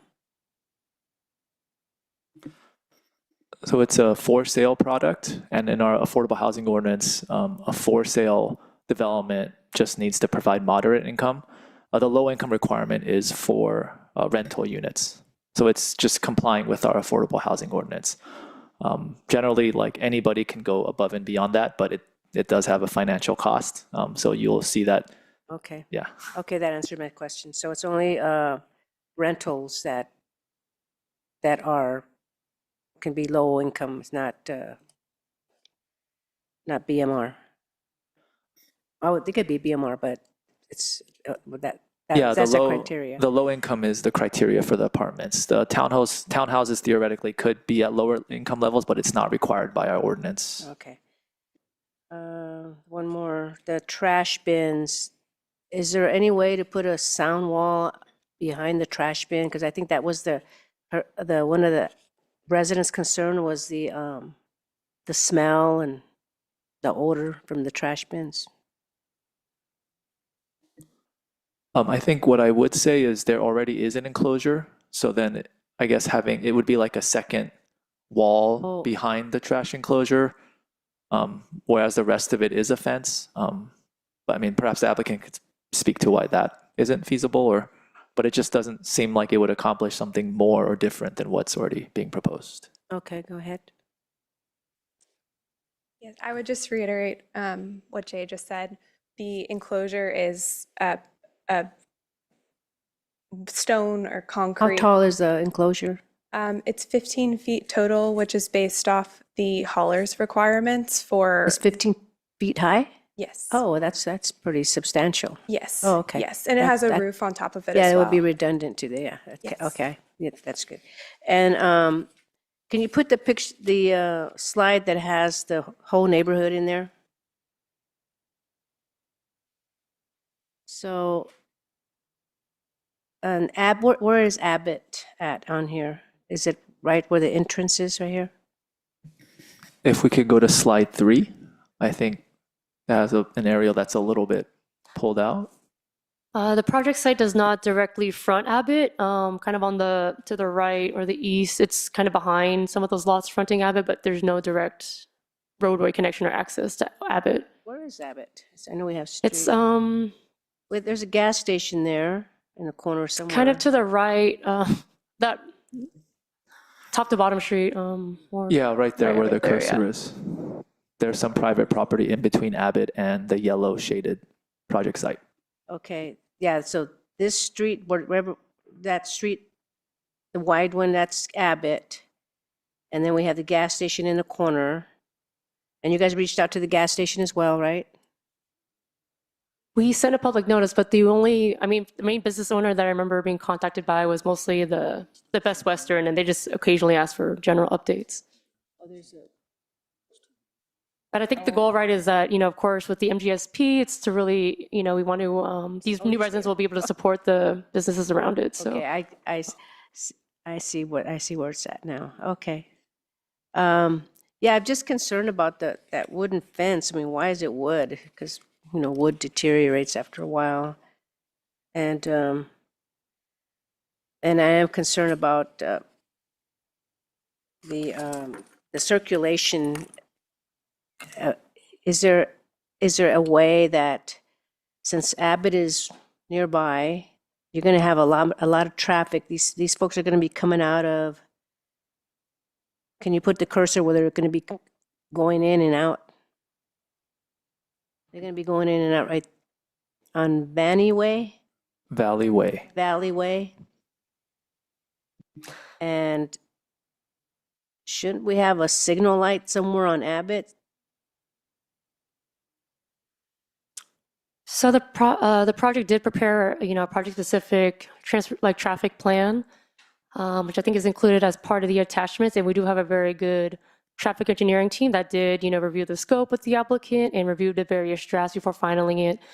And as a result of those, that report, it did, help indicate the, suggested offsite public improvements, such as, related to transportation. So the potential improvements related to that are included within the engineering department specific conditions of approval that the applicant has agreed on.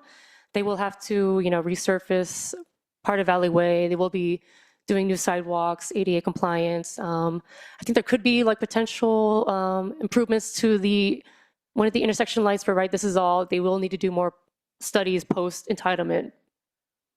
Okay, so it's still ongoing. Yeah, so the project can only, there's almost a nexus study, right? We can't require a developer to do more than what's, we do need this study to kind of help elaborate on that, which is what the traffic team does. Yeah. Okay, I'm just concerned about the residents. I'm concerned about their concerns, so. Any more questions from my colleagues? We have Councilmember Lin. Thank you, Mayor. So, Director J, I read the report, and this Can you is... speak into the mic, please? Yes. Thank you. I read the report.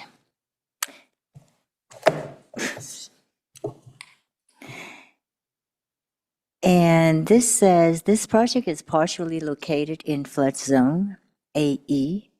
I just want to know if that portion is fully captured in conditions.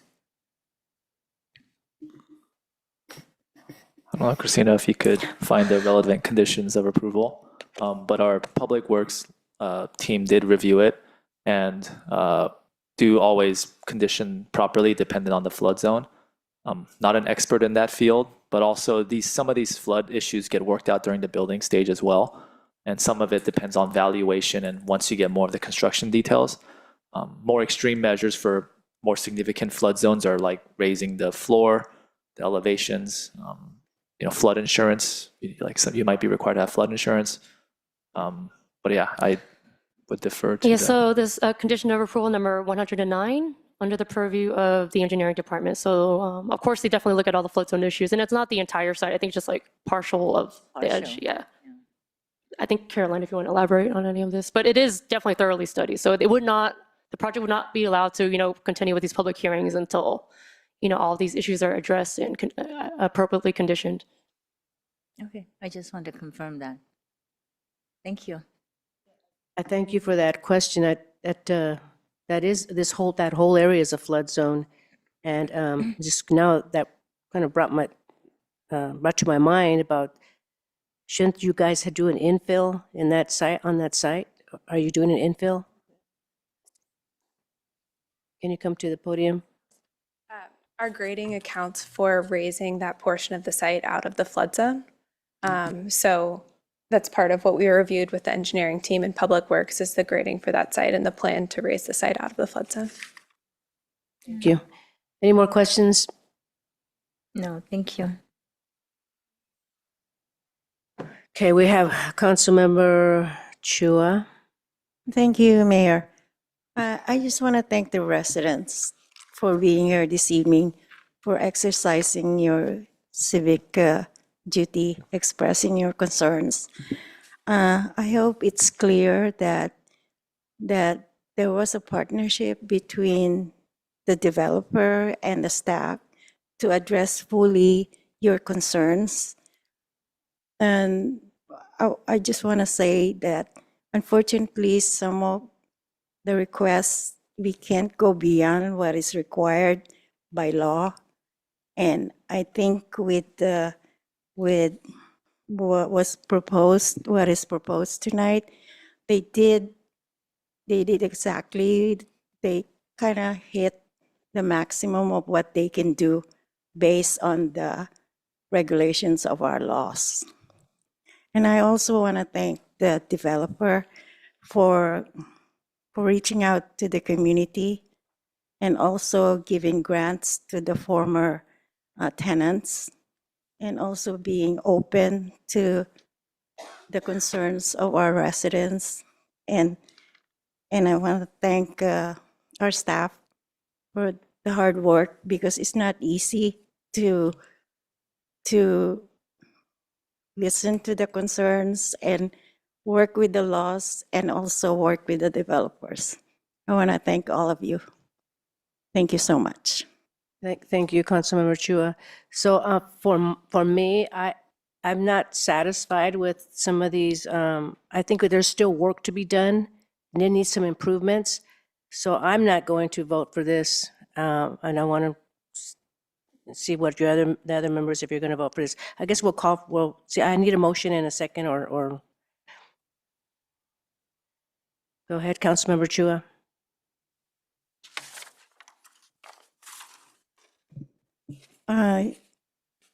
I understand your concern, but to me, based on the briefing and based on tonight's discussion, there's a limit of what we can do based on the laws that we have, the zoning laws, the housing laws, and all the different laws, development laws.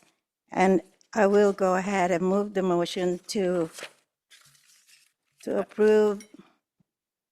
adopt a resolution approving a site development permit, vesting tentative map, density bonus permit, environmental assessments for 134 town townhome, condominiums, and 1 clubhouse amenity building at 600 Valley Way. So it was motioned by Councilmember Chua and seconded by Councilmember Lin. Let's call for the vote. Councilmember Chua, Aye. Councilmember Lamb, Councilmember Lamb, Aye. Councilmember Lian, Aye. Mayor Montano. And I am a no. As I mentioned, I would have liked to have had this come back until there was some changes made, but again, my vote is no. So it's 3-1, and it passed. Okay, thank you for that. So now moving on to community development. Item 23, City Manager. Madam Mayor and Council, item 23 is to review and approve the proposed storefront crime prevention program. The staff contact on this matter is our interim economic development director, Ms. Madison Nguyen. Okay, so we're going to open the public hearing on this item. Anyone from the public like to make any comments on this? I have no public speaker cards on this item, ma'am. Is there anyone from the floor that would like to make a public comment on this item? Okay, so we will close the public hearing, and now we will move to council discussion.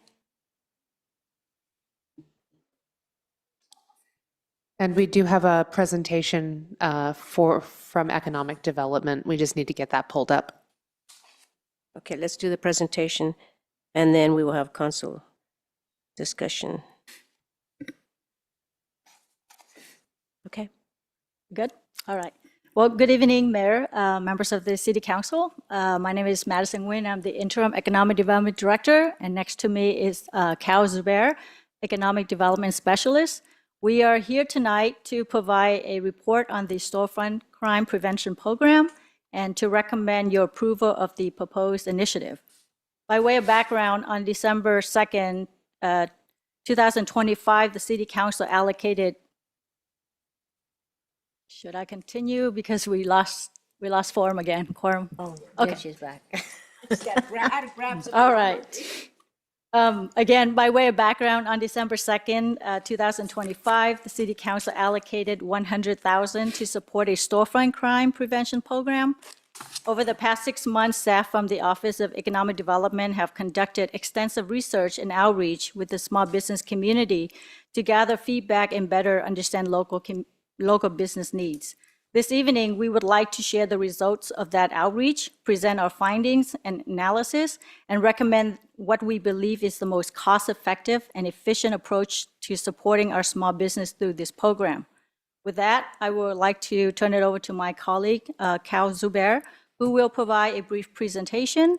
And following that presentation, we will be happy to answer any questions you may have.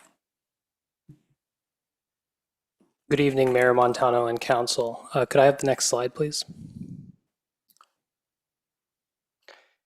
So Office of Economic Development staff worked with the police department to develop this strategy, as well as run crime statistics on shopping centers in the city, and found that 996 property crimes had been reported in the areas around Milpitas shopping centers since 2023.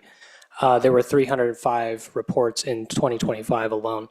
Council's action in December 2025 are a recognition of a real need of our business community, especially our small business community, for financial assistance to fund security improvements. As a reminder, small businesses make up approximately 92% of all enterprises here in Milpitas. And unlike large corporations, they generally will lack capital reserves that are sufficient to both absorb repeated break-ins and invest in robust security infrastructure. Next slide, please. The Storefront Crime Prevention Program is designed to provide grants of up to $4,000 per business for purchase and installation of a shatterproof window film. At this cap, the $100,000 pool would support a minimum of 25 businesses.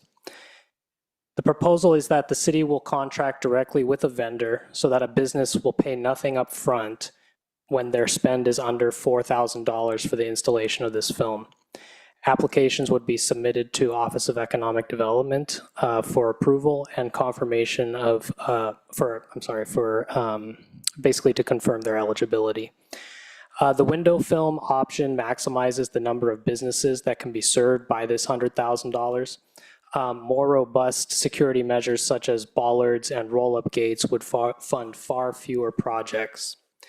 The window film would provide a deterrence as the film holds shards together on impact, slowing forced entry and increasing the likelihood that intruders abandon the attempt while PD arrives to the scene.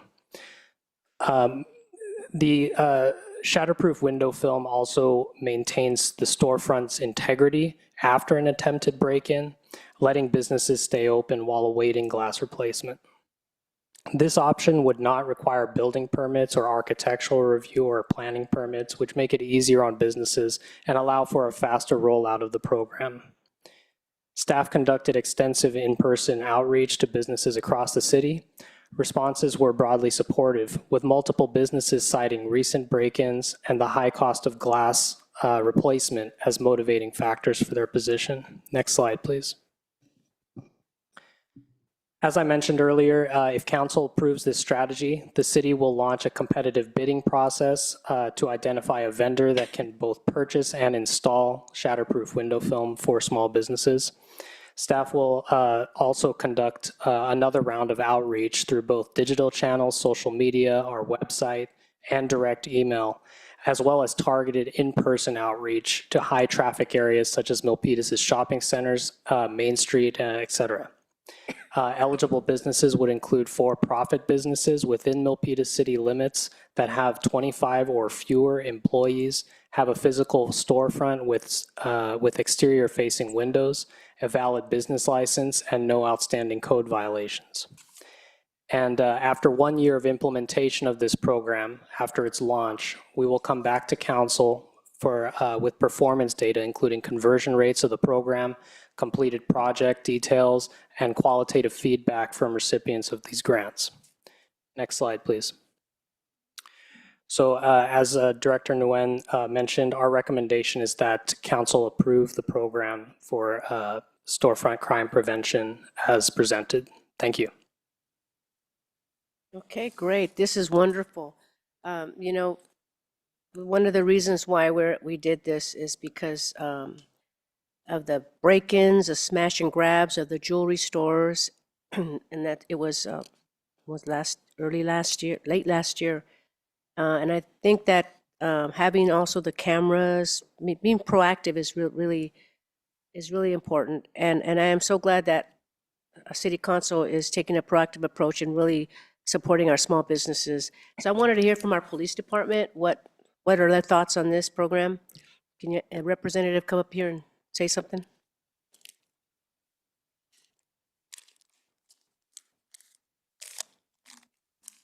See, we put our money where our mouth is, so, and we really believe in protecting our small businesses. Good evening, Mayor Montano, Council. Tyler Jameson, currently serving as your police captain. I think obviously the recommendations here tonight are great for our city. Anytime you have the opportunity. A little bit closer, man. Excuse me. Anytime you have the opportunity to harden a target, to deter suspects, you know, it definitely helps the police department. We have a very fast response time, and this is definitely something that will help. Thank you. I knew you were going to be all for this, but we appreciate your feedback on this. It's a working partnership to make sure that our small businesses thrive and that we are a safe city. So, and thank you so much for, you know, when people call you, you guys come right away. And I've heard a lot of great things about that. So, thank you. Okay, so with that, is there any? We have a motion and a second. Oh, no, actually, council discussion. Any more discussion on the council, from the council? We have Councilmember Lamb. Councilmember Lamb. Lamb. Okay, Councilmember Lamb. Or Lynn. Okay, Councilmember Lin. Thank you, Mayor. Director Nguyen, would you share with the cost of outreach and admin? Is it inside this 100,000 or outside? The outreach that we have done included, Cal and I actually did outreach to the businesses over at the Seafood Center, as well as the plaza, the shopping plaza right across from City Hall. So we had the opportunity to speak with many business owners who were very interested in the program. The businesses that we also spoke with are also very diverse. We spoke with Vietnamese business owners, Filipino business owners. It's just very diverse. So we thought that our outreach was pretty extensive, and it really contributed to the research that we did, and that's what we're presenting to the council tonight. So is there a cost to it, or? Not for the outreach. The cost is actually for the material, the product, and the installation. Okay. And you guys will bring this back to the council? Yes. After the contract? Right. After a year from now, once we implement the program, we will come back to the council to provide a report. And at that time, we will probably come up with another recommendations whether or not the program has been successful. And if it is, then we would probably recommend that we continue. And if it's not, then it's really up to the council's discretion to decide what you would like to do next. Great. Thank you. Thank you, Mayor. And we have Councilmember Lam. Did you have your mic on? Oh, no? Okay. Councilmember Lam.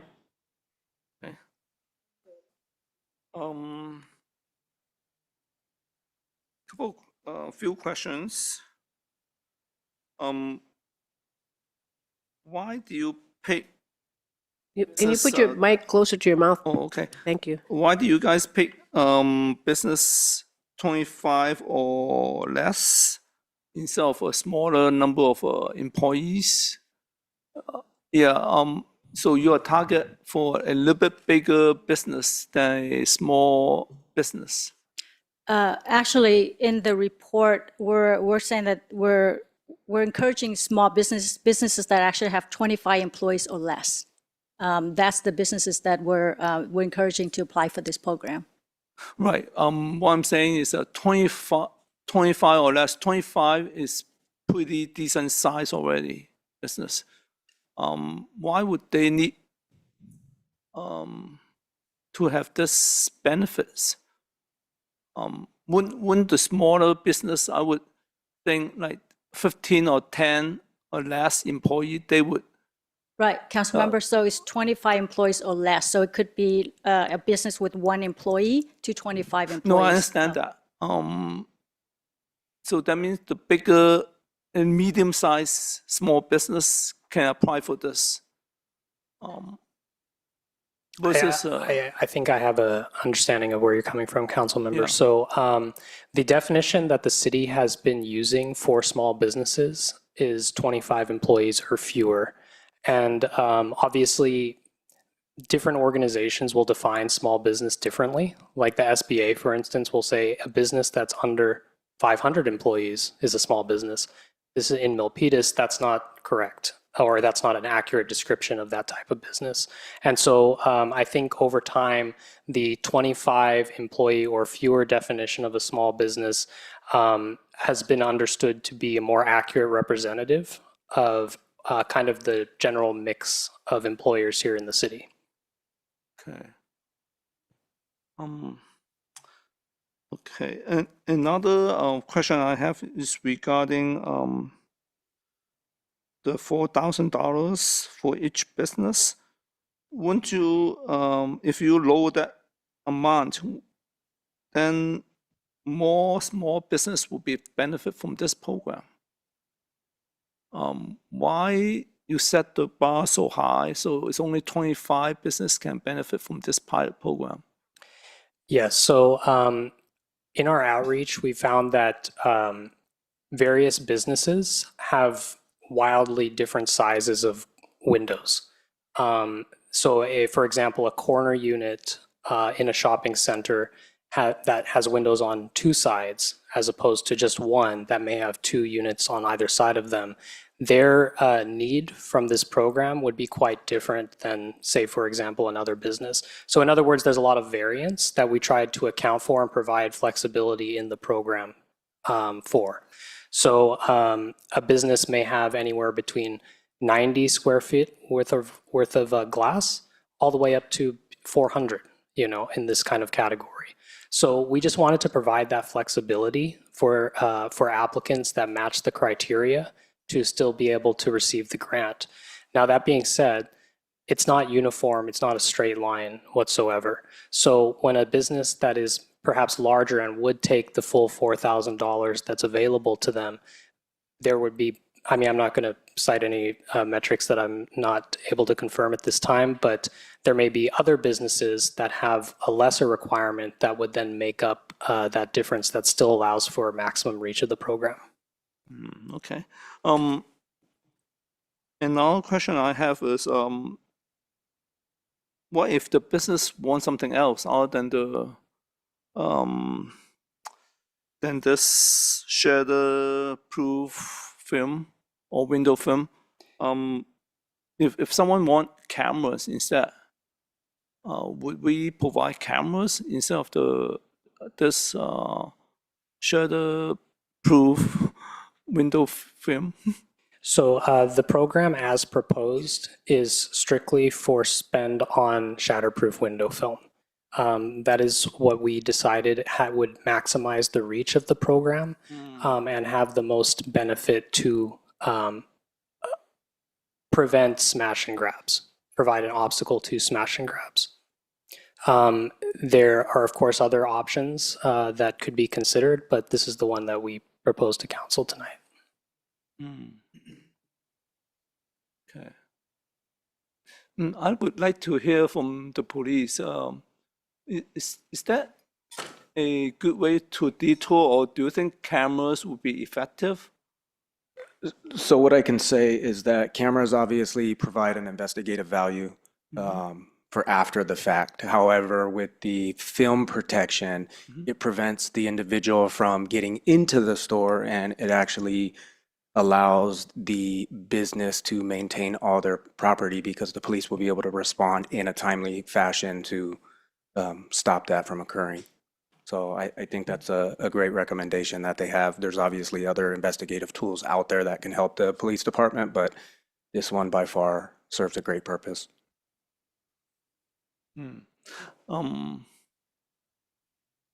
With this film on the window, how many hits does it take to break the glass? I can't speak specifically to the amount of hits that it takes, but it will keep let's say someone is just keep on hitting before you arrive, so it doesn't serve the purpose of detouring.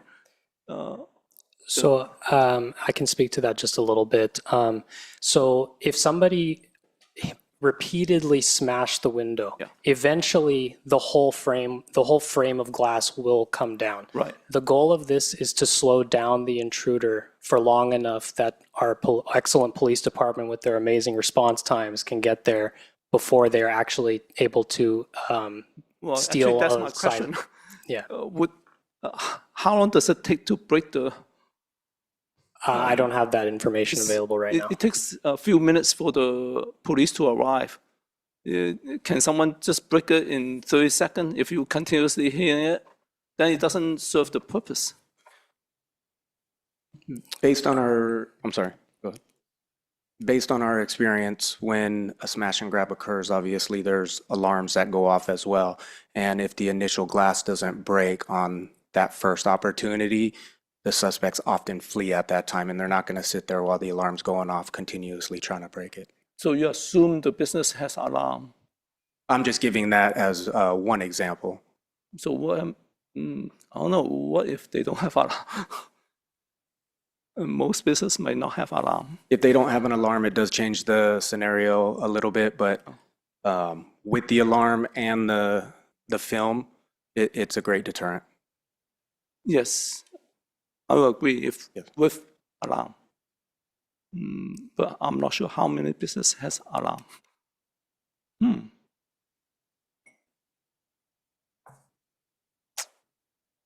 that it? Um, Oh, you still. yeah, I would.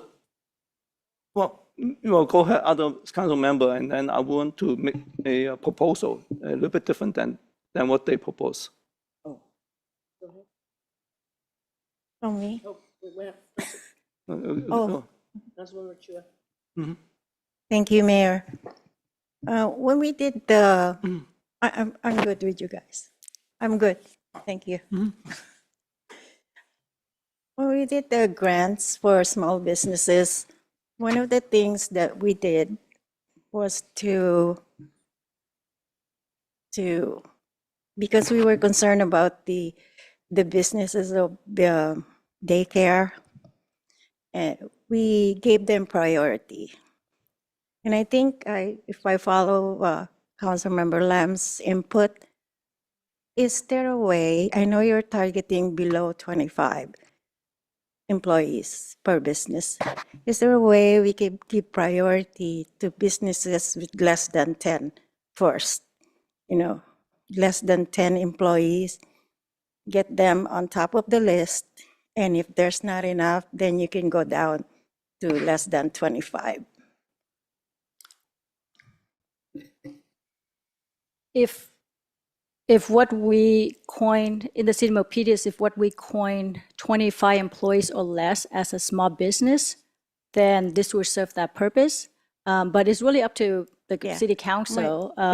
Yes. If this is what you would like to do, then obviously we can consider that. I think the recommendation, my recommendation, I think it's also, I don't know if Councilmember Lam agrees, is to give priorities to businesses with less than 10 employees first. But if you have less than 10 employees applicants, then go ahead and do the less than 20 or 25. I would just like to add a little bit of context to the 25 employee figure. So just some well-known businesses that we have here in Milpitas, Banana Leaf. It's a relatively small storefront. You know, one might say it's a smaller business. They actually have 37 employees per their business license records.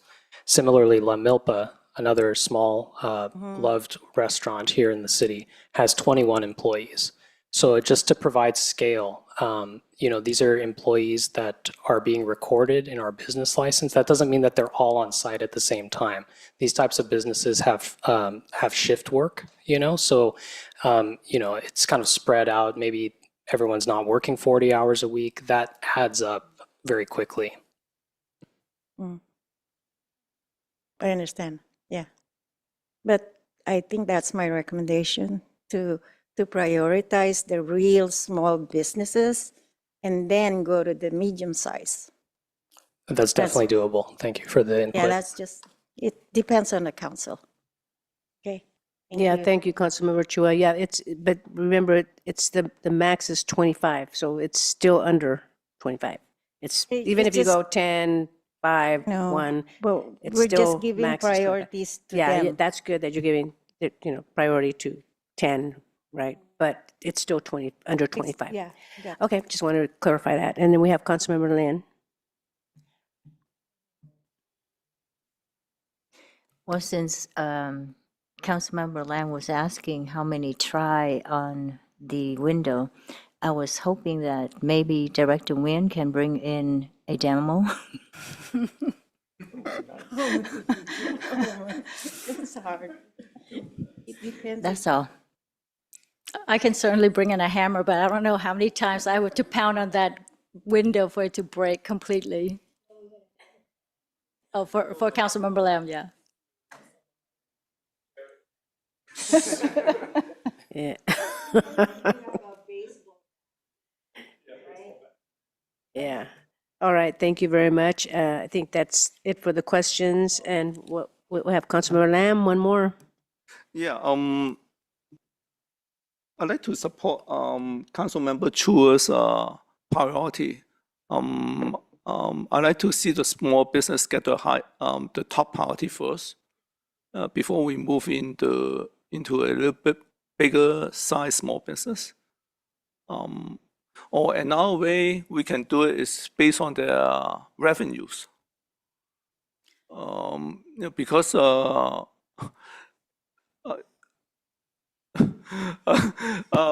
Jared has actually teach me something before. The size of a business not depend on the employees, depend on the revenues. So some business might have one person and multi-million-dollar business, and they don't need our help to put in this. If they have a 7 figures income, so maybe revenue would be a good way to measure the size of the business. Hi, Council. I know I wasn't invited to the microphone, but Jared Hernandez serving as your police chief. The only reason I'm stepping to the microphone is in 2 different roles. I had an opportunity to have a conversation with economic development, both in the police chief role as well as in the temporary city manager role. And what I recognized during our conversations is that Cal and Director Nguyen did a fantastic job in trying to identify a program that is easy to administer and can meet a variety of needs. One of the considerations is that the type of businesses that are being attacked. You can have a very small business that's 1 or 2 employees, but the volume of work, kind of to Councilmember Lamb's point, is so minimal, the chances of them being targeted, they're just not a desirable target. And so the way that Cal and the economic development team designed this program is to allow them to prioritize businesses. They used a lot of police department data, even to the sections of town where we see these burglaries occur most, oftentimes south perimeter along San Jose, over on Landis. There's a lot of small businesses in that shopping center. And we see a lot of window smashes for cash registers. Those are quick. If you watch the video surveillance from a typical burglary of a small sandwich shop, which gets hit a lot, or any of those businesses over there, it's about 30 seconds, break the window, grab the cash register, and go. The film, I've seen demonstrations of it. I don't know what the specific number of hits their film takes, and I guess it would be dependent as well on the device that the person that's breaking it is using. But it definitely slows it down significantly more than 30 seconds. Our average response time in the city of Milpitas to an emergency is sub 3 minutes, and to non-emergency is somewhere between 5 and 8 minutes, depending on the time of day. Your later shifts, your midnight shift, where there's less traffic out, our officers are typically on scene in 5 minutes or less, just because of how we deploy our officers. So I think that the idea of utilizing the film is going to be highly effective. I think it's going to help minimize loss to our businesses. And I think that the criteria that economic development has set forward allows them to have latitude within the data that the police department provides them, so they can make decisions. I think that if we narrow the criteria too specifically, it may not prioritize businesses that really should be. Maybe we have a business that's been struck 3 times, but they don't meet that less than 10 criteria. I don't know that it's wise to prioritize a different business when you have another business that's regularly targeted. So I would ask the council to allow that discretion to economic development through cooperation with the police department based on data that is going to best support our community need. That's all I wanted to offer. Yeah, one of my comments is if some of the business with 7 figures or 8 figures income, they don't need this program. They have enough money to put in a better quality glass instead of just a film. Like jewelry stores, they have enough money to buy thick glasses. The point is to help the small business. Yeah, correct. Yeah, not the business with a lot of revenues. I would like to offer one anecdote from our outreach. In speaking to some businesses, there were a couple that expressed that they actually have glass that is shatterproof. In those instances, they would not be interested in this type of program. Right, exactly, yeah. And also, I like to have an option for small business too. Instead of putting this shutter-proof window film, perhaps the business can choose to have cameras. The camera these days is very inexpensive. So for $1,000, you could get a lot of cameras. If you go to Costco, those 10, 15 cameras only cost about $500-$600. So I would give that option to the small business. If they like to have camera instead, maybe we provide cameras for them. So that would help the police too, help the police officer Taylor was saying that would help the investigations. So for business without cameras, that would really help them, help the investigations to catch the burglar or thief. Mayor. Just to a point I want to make, most businesses do have cameras already. This is an extra I'm saying if the protection for crime prevention. 'Cause right, that's what yeah, this I whole- mean they have choice. If the business has camera, they don't need cameras. Then they would put in this. Yeah, we have a Councilmember Chua. Mayor, Councilmember Lamb, I think this initiative is specific for the shatterproof storefront windows.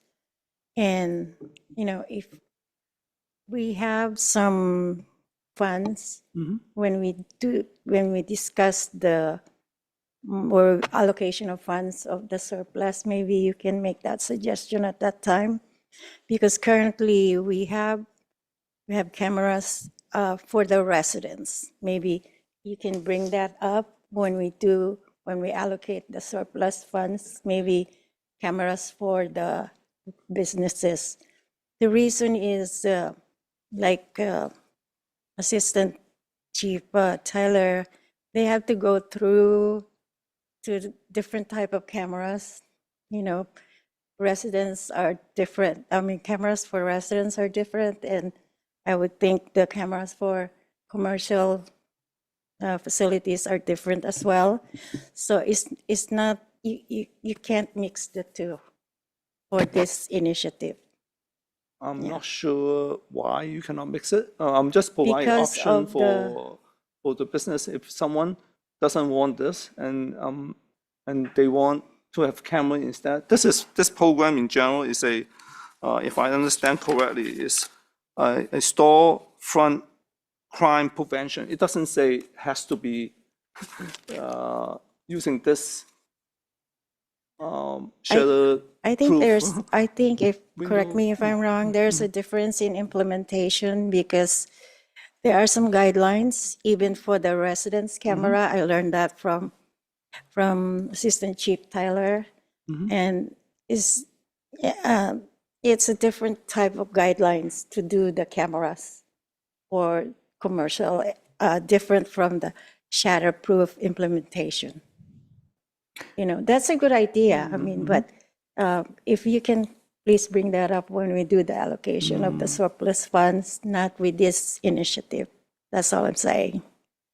And my question is for Director Nguyen. Please identify or enumerate the criteria that you use for the less than 25 businesses with employees less than 25. What were your criteria, please? Are you saying in addition to businesses with 25 employees or less? Yeah, what other? Do you have other criteria in selecting the businesses? Yeah, yes, so that is the primary criteria. Beyond that, it's compliance with city regulations such as a valid business license, no code violations, and also they must have a physical storefront with exterior facing windows. Do they have to be in business in Milpitas for more than a year, or there's no requirement? The requirement is to have a valid Milpitas business license. And so if they do indeed have one, then and meet the other criteria, then they would be eligible for the program as presented. Okay, that's good. So even new businesses can have it. I like that. Thank you. Thank you, Mayor. Thank you. We have one more council. I just want to remind the council that we have 5 6 items that are pulled from consent, and we have a couple more on the agenda, so just be mindful of the time. And we have Councilmember Lamb. Yeah, I also number of business to benefit from this program from 25 to 50. So I would lower the upper limit 4,000 to 2,000. So 50 business will be, more business will be benefit from this program. Well, we had already decided the amount, because this is a surplus, so This is, we the had amount already is the same. decided. No, I mean, the total amount is the same. I just want to benefit more business. I'm going to go with it. I really trust the staff, the economic development team on this, and I'm not going, well, I'm not going to. I think what they're proposing is satisfactory. So does anybody have any comments on that? Councilmember Chua? Move to approve the proposed storefront crime prevention program with the enhancement of making giving priorities to businesses with 10 or less than employees. That's my motion. Okay, second. Let's call for the vote. Councilmember Chua. Aye. Councilmember Lamb. Nay. Councilmember Lian. Aye. Mayor Montano. Aye. Okay, that has moved. And I know you guys are going to do a great job, because the whole purpose of this is for crime prevention. It's not about how long people have been in business here. It's crime prevention. And that's why we're being proactive and making sure that they are not victimized or how much money they make. Okay, so let's move, okay, let's move on to. Mayor, is there a chance we might be able to take item C18 next? Oh, yeah. There's an applicant here, right? Is that the item C? That was the housing waiver one. That might be relatively short, and we do have some people on standby. Yeah, let's do that one so that they don't have to wait here. So that's on, Did you put C18? what number was it? C18. This is C18, and we have Hanson Hom on Zoom virtually. Okay, that one, C18 California Circle is the app. This one. I pulled it. Oh, you did? And the reason why I had pulled this one is because I wanted to find out, because what's really confusing about this one here, you have so many entities that are involved. You have HCD, CTCAC, you have LIHTC, you have TEFRA, AHO, CMF, AM. And my issue is that they're all working in silos. They're not communicating with each other. And so my main thing is the affordable housing, because the council has been pushing for more affordable housing, low income. And so my question was, why is it BMR, why is it not low to very low? Why doesn't it include that? If it does, let me know. Yes, happy to answer that. Who's the one that addresses that? Yes, that would be me, Hanson Hom. I'm the Senior Project Associates for the city. Are you hearing me okay? Yes. Yeah, certainly the whole area of affordable housing, as you mentioned, Mayor, has a lot of acronyms, a lot of different organizations are involved. And it has been a point of confusion among the different agencies. What has happened recently, and specifically what we cited in the staff report, is SB 1529 has attempted to try to standardize some of the confusion for affordable housing projects, especially affordable housing projects that receive tax credit financing. So you have different agencies like the Housing and Community Development Department that sets the standards for very low and low income and moderate income households. But then you have the California Tax Allocation Committee having slightly different standards, not that different, but slightly different standards for the same definition of households and rent limits. So our ordinance references the HCD, or the Housing and Community Development Standards, whereas projects that receive TCAP financing rely on the standards set by the California Tax Allocation Committee. So what we are recommending, because this project is subject to the what I'll call CTAC standards, is allowing this project to get a waiver from the city's include affordable housing ordinance and be able to apply the CTAC very low and low income standards. The project will continue to serve 100% very low and low income residents. And it's just a slight definition of what the rent limits for the very low and low income households will be. Yeah, I just want, the reason why I pulled it, I just wanted to, if there's a way in the future that we can know this information ahead of time. But no, this project is already gone, it's already halfway through, so it doesn't make any sense for us not to approve it. So that's why I just wanted to see, maybe in the future, staff could check with all, or the developer with all those agencies. I mean, I was amazed, all those agencies. It's so bureaucratic. It's a sin because it really slows your project down because of all you have to go through this agency, that agency. It's just mind-boggling, and the average person doesn't know how much it impedes on progress. So with that, I just wanted to I just wanted to bring it to light and let people know that the state bureaucracy is so heavy that it's just mind-boggling. But I'm going to approve this project, and I'm going to move it because we're already halfway there, and I need a second. Second. Okay, so it was moved by myself and seconded by who was it? Councilmember Lynn. And let's call for the vote. Councilmember Chua? Aye. Councilmember Lamb? Aye. Councilmember Lian? Aye. Mayor Montano? Aye. Okay, congratulations. And next, it's C7. Who pulled this one?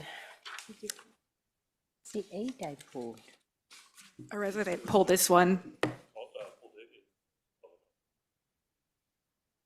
Okay, C7. Hi, Mayor and hi. Council. My name is Sarah Boucha. I'm a senior administrative analyst with the Office of Housing. So this one's regarding a request for proposal that the city did for homeless outreach and assessment and mobile hygiene services. We hope was selected for both services. I wanted to thank Yoli for pulling this item and advocating for specific measures to be included in the contract. The success of our homeless programs is due not only to our contracted vendors, but to the countless volunteers who provide additional hot meals, clothes, and support for the unhoused residents. I believe the outcome specifically called out, knowing how long people have been homeless, if people are experiencing chronic or short-term homelessness, where people transition to are reasonable asks. I will speak with We Hope and determine how we can meet those requests and what specific language we can include in the contract. As far as estimating the current number of people at risk of homelessness in Milpitas, there is information in Appendix F of the housing element titled the Affirmatively Further Fair Housing. That information is based on the 2021 American Community Survey data, and staff will do research into how to update the numbers and disseminate that to the public. And I also just wanted to provide the contact information for housing. The best way to reach us is housing@milpitas.gov. Okay, thank you for that. So we have some comments here from our colleagues. We have Councilmember oh, never mind, I need to open up the public hearing. Oh, just public comment? Any comments? We have no public speaker cards. I didn't hear that. What? We have no public Okay, speaker. no comments. Okay, so back to our colleagues. Councilmember Chua. Thank you, Mayor. Thank you. I like the idea that was presented by Ms. Yoli on the statistics. I think that would help a lot. Completely agree. Yeah. So if we, even a quarterly report, would that be okay? We'll look into doing that. We'll talk to We Hope and then see what we can present to the council. Right. You don't have to do it like every month, but quarterly would be good, just to see the trend. We will definitely do that. Thank you. Thank you, Mayor. Thank you. So, Councilmember Lamb? Do we get from them during the outreach? We do get quarterly reports from We Hope during outreach, and they also attend our biweekly unhoused meetings with various city departments to talk about encampments that are currently going on. So we do have a quarterly report. Yes. Okay. Then we have Councilmember Lin. Well, seeing nobody else, I'd like to move to approve Oh, wait, that. no, I have a question. Okay, before you make that motion.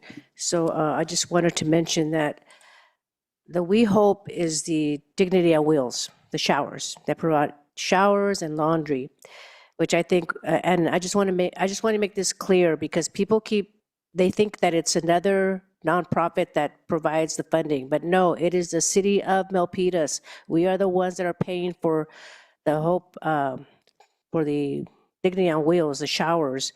But for some reason, people are thinking that it's Hope for the Unhoused, and it's not. It's the city of Milpitas. We are paying for that, and we've been paying for it for about 5 years now, I think.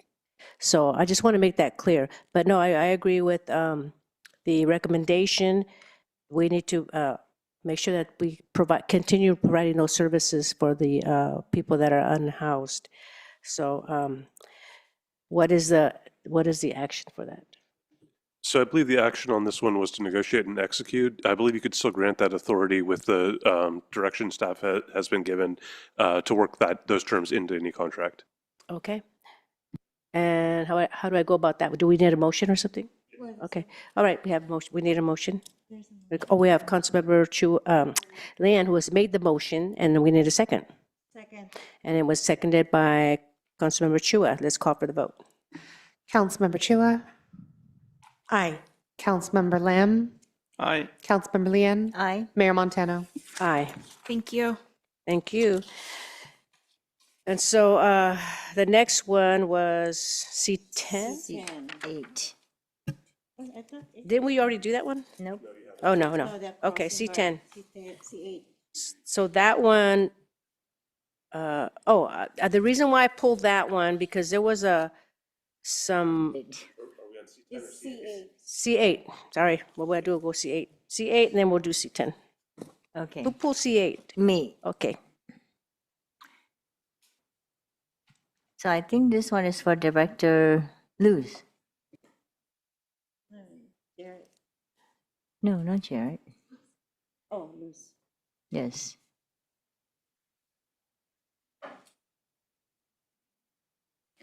You're hanging in there, all night. I think this is the No, latest I was we've just we've kidding. been. Good evening, Council. Lovely to see you at this time of night. And I love the glasses. Yeah. Oh, sorry. Why do you have the glasses at night? I'm hiding out.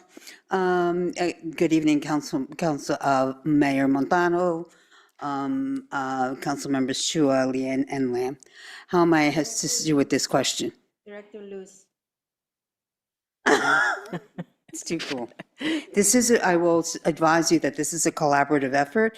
The police department acted as our client, and we are the procuring department. So if you have any specific questions about what the need is, I would direct that to the police department. I can advise you on how we procured it. I don't need to know the needs. I do know the needs. My question is, we have now 6 years contract. And I was wondering, over 900-some thousand, was it in the budget that was adopted on June 9th? Absolutely. Okay, that's all. Thank you. Thank you, ma'am. Thank you, Chief.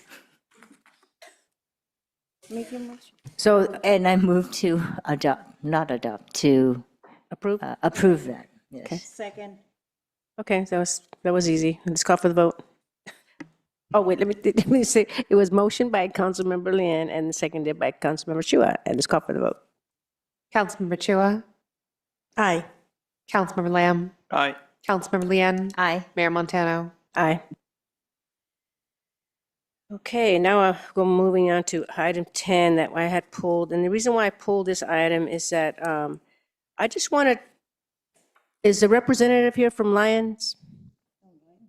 I just wanted to make sure that there was an article that stated that the council did not provide affordable housing. So, and we did. I just want to put that on the record that we did provide affordable housing, and you guys even went beyond that. So that's why I brought that. I'm pulling this out just for you to validate, clarify, and let the public know that yes, we have providing affordable housing. Yes, after Can you a explain? lot of work with the staff, and it was, I think, a long night with the council.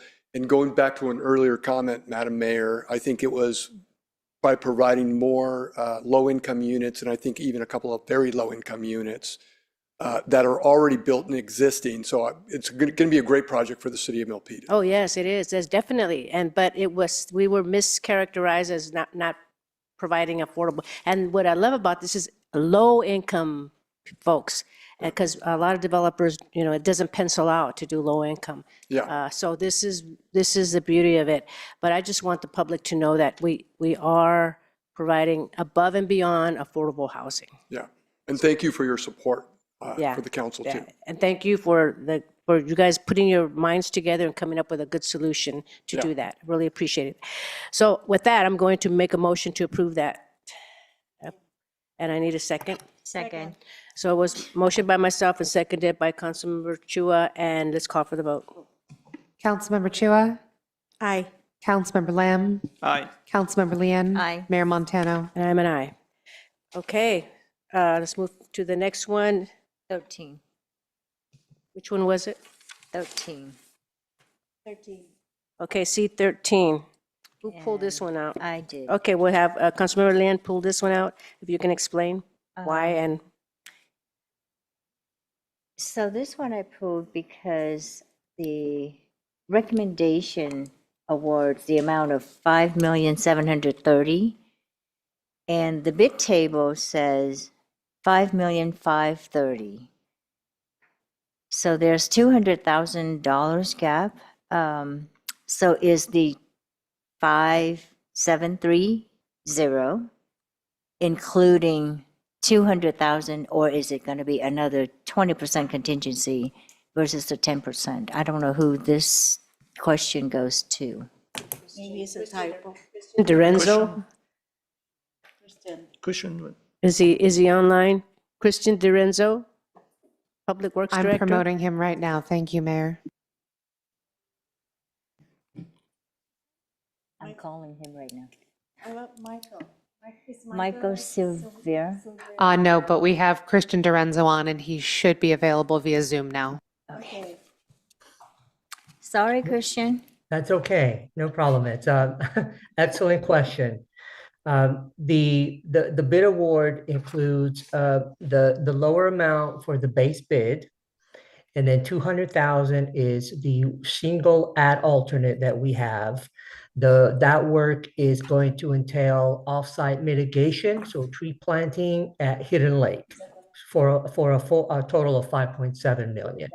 Separately is the 20% contingency for any incidentals that may arise as part of the construction activity.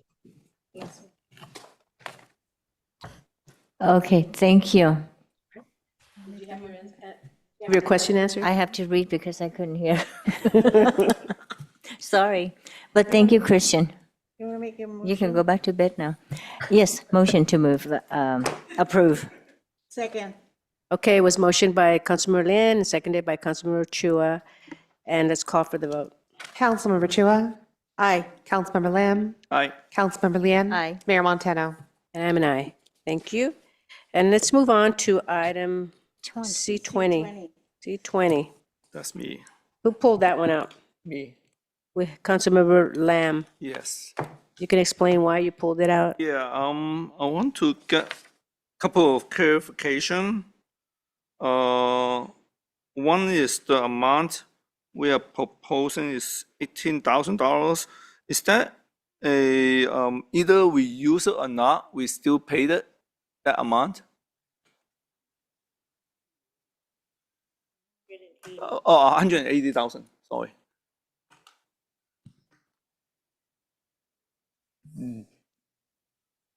Thank you, Councilmember, for the question.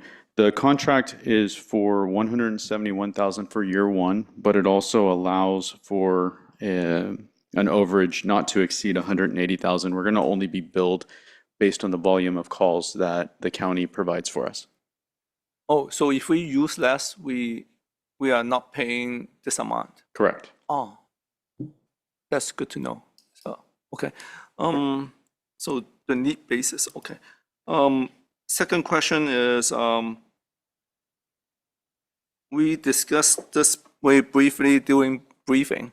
We have some idea of the future. If we could transfer the call to our fire department, our paramedic might able to use the expertise to do this during on the way to the victim. How long does it take to implement this? Councilmember, it's an exploratory idea. There's not a commitment to take that route. To take that route involves some complexities. It involves working with AT&T. It involves the technology aspects of being able to do that. It also involves engagement with the fire department. I'm not prepared to speak to how implementing a system like that would impact their operations, as well as the labor component of changing the scope of work, the existing scope of work for our fire personnel. There is a Senate bill that takes effect in January of 2027 that requires us as a city to provide pre-arrival instructions. Currently, it's a recommendation. It's not a legal requirement. As of January, it will become a legal requirement under this Senate bill. So the discussion is that there's a variety of ways to meet that requirement. It may include continuing contracting EMD services with the county. It may include forming a partnership with other cities to provide that service collaboratively. It may be an RFP to other agencies that have that skill set in their dispatch centers, and we can contract with somebody other than the county. It may include the very creative, conceptual conversation about better utilizing our staff as they're en route.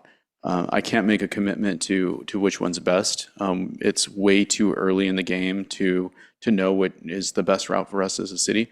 But what we will choose is a route that affords the best service to our community at the best price point. So that way we can save lives as we're responding to medical emergencies. That's right. Yeah. Okay. Oh, I'll accept that answer. Thank you. Thank you for that. Oh yeah. I move to approve. Well, wait. I have a follow-up. Oh, okay. So is this the one where the county is raising our fees? Yes. Or is that another one?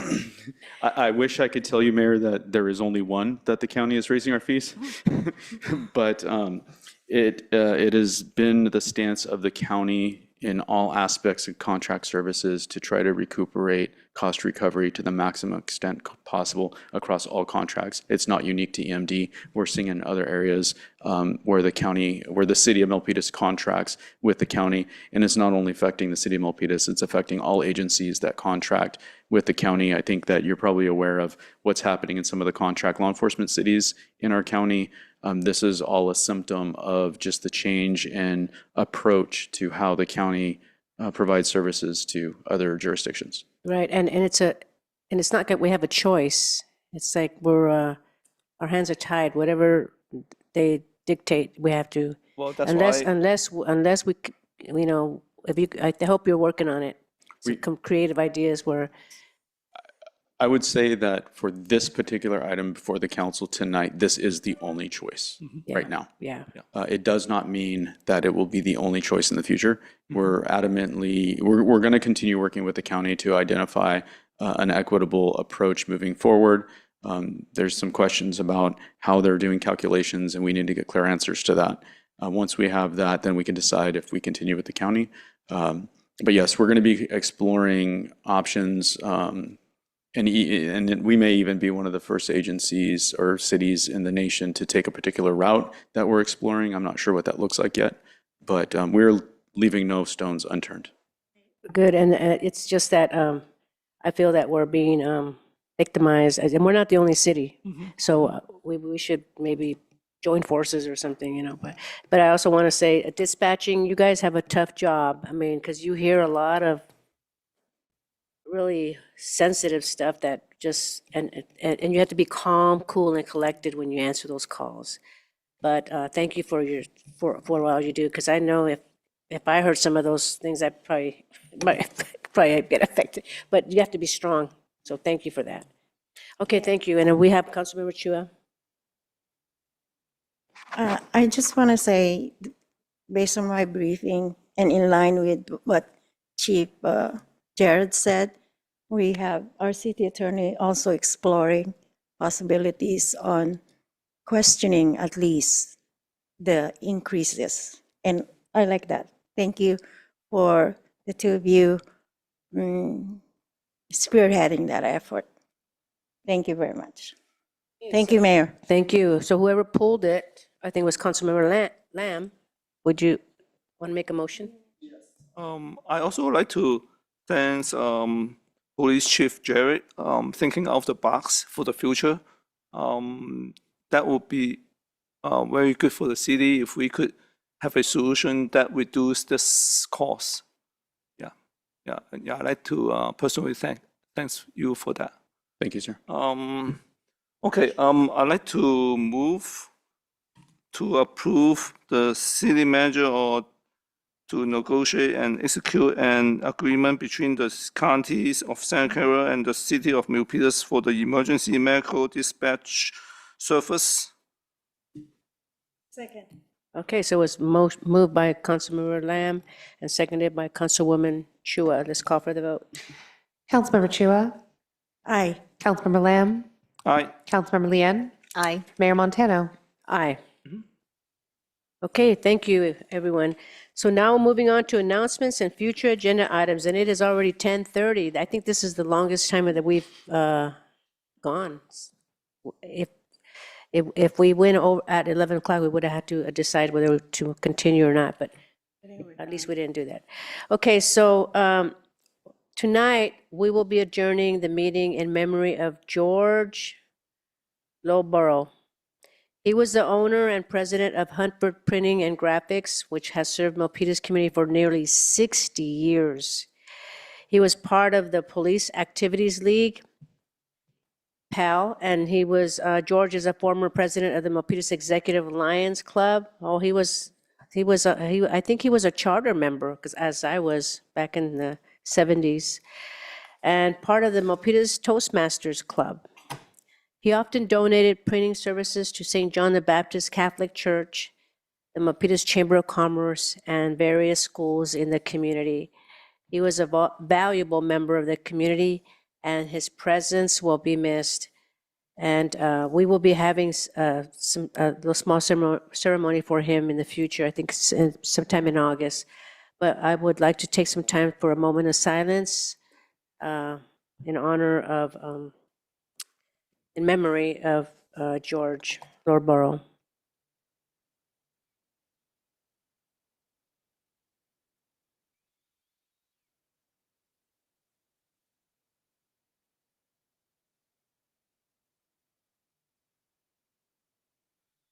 Thank you for your thoughtful prayers.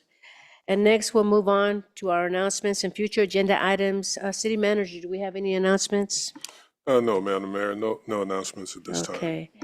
And we have Councilmember Chua that has some announcement. On behalf of the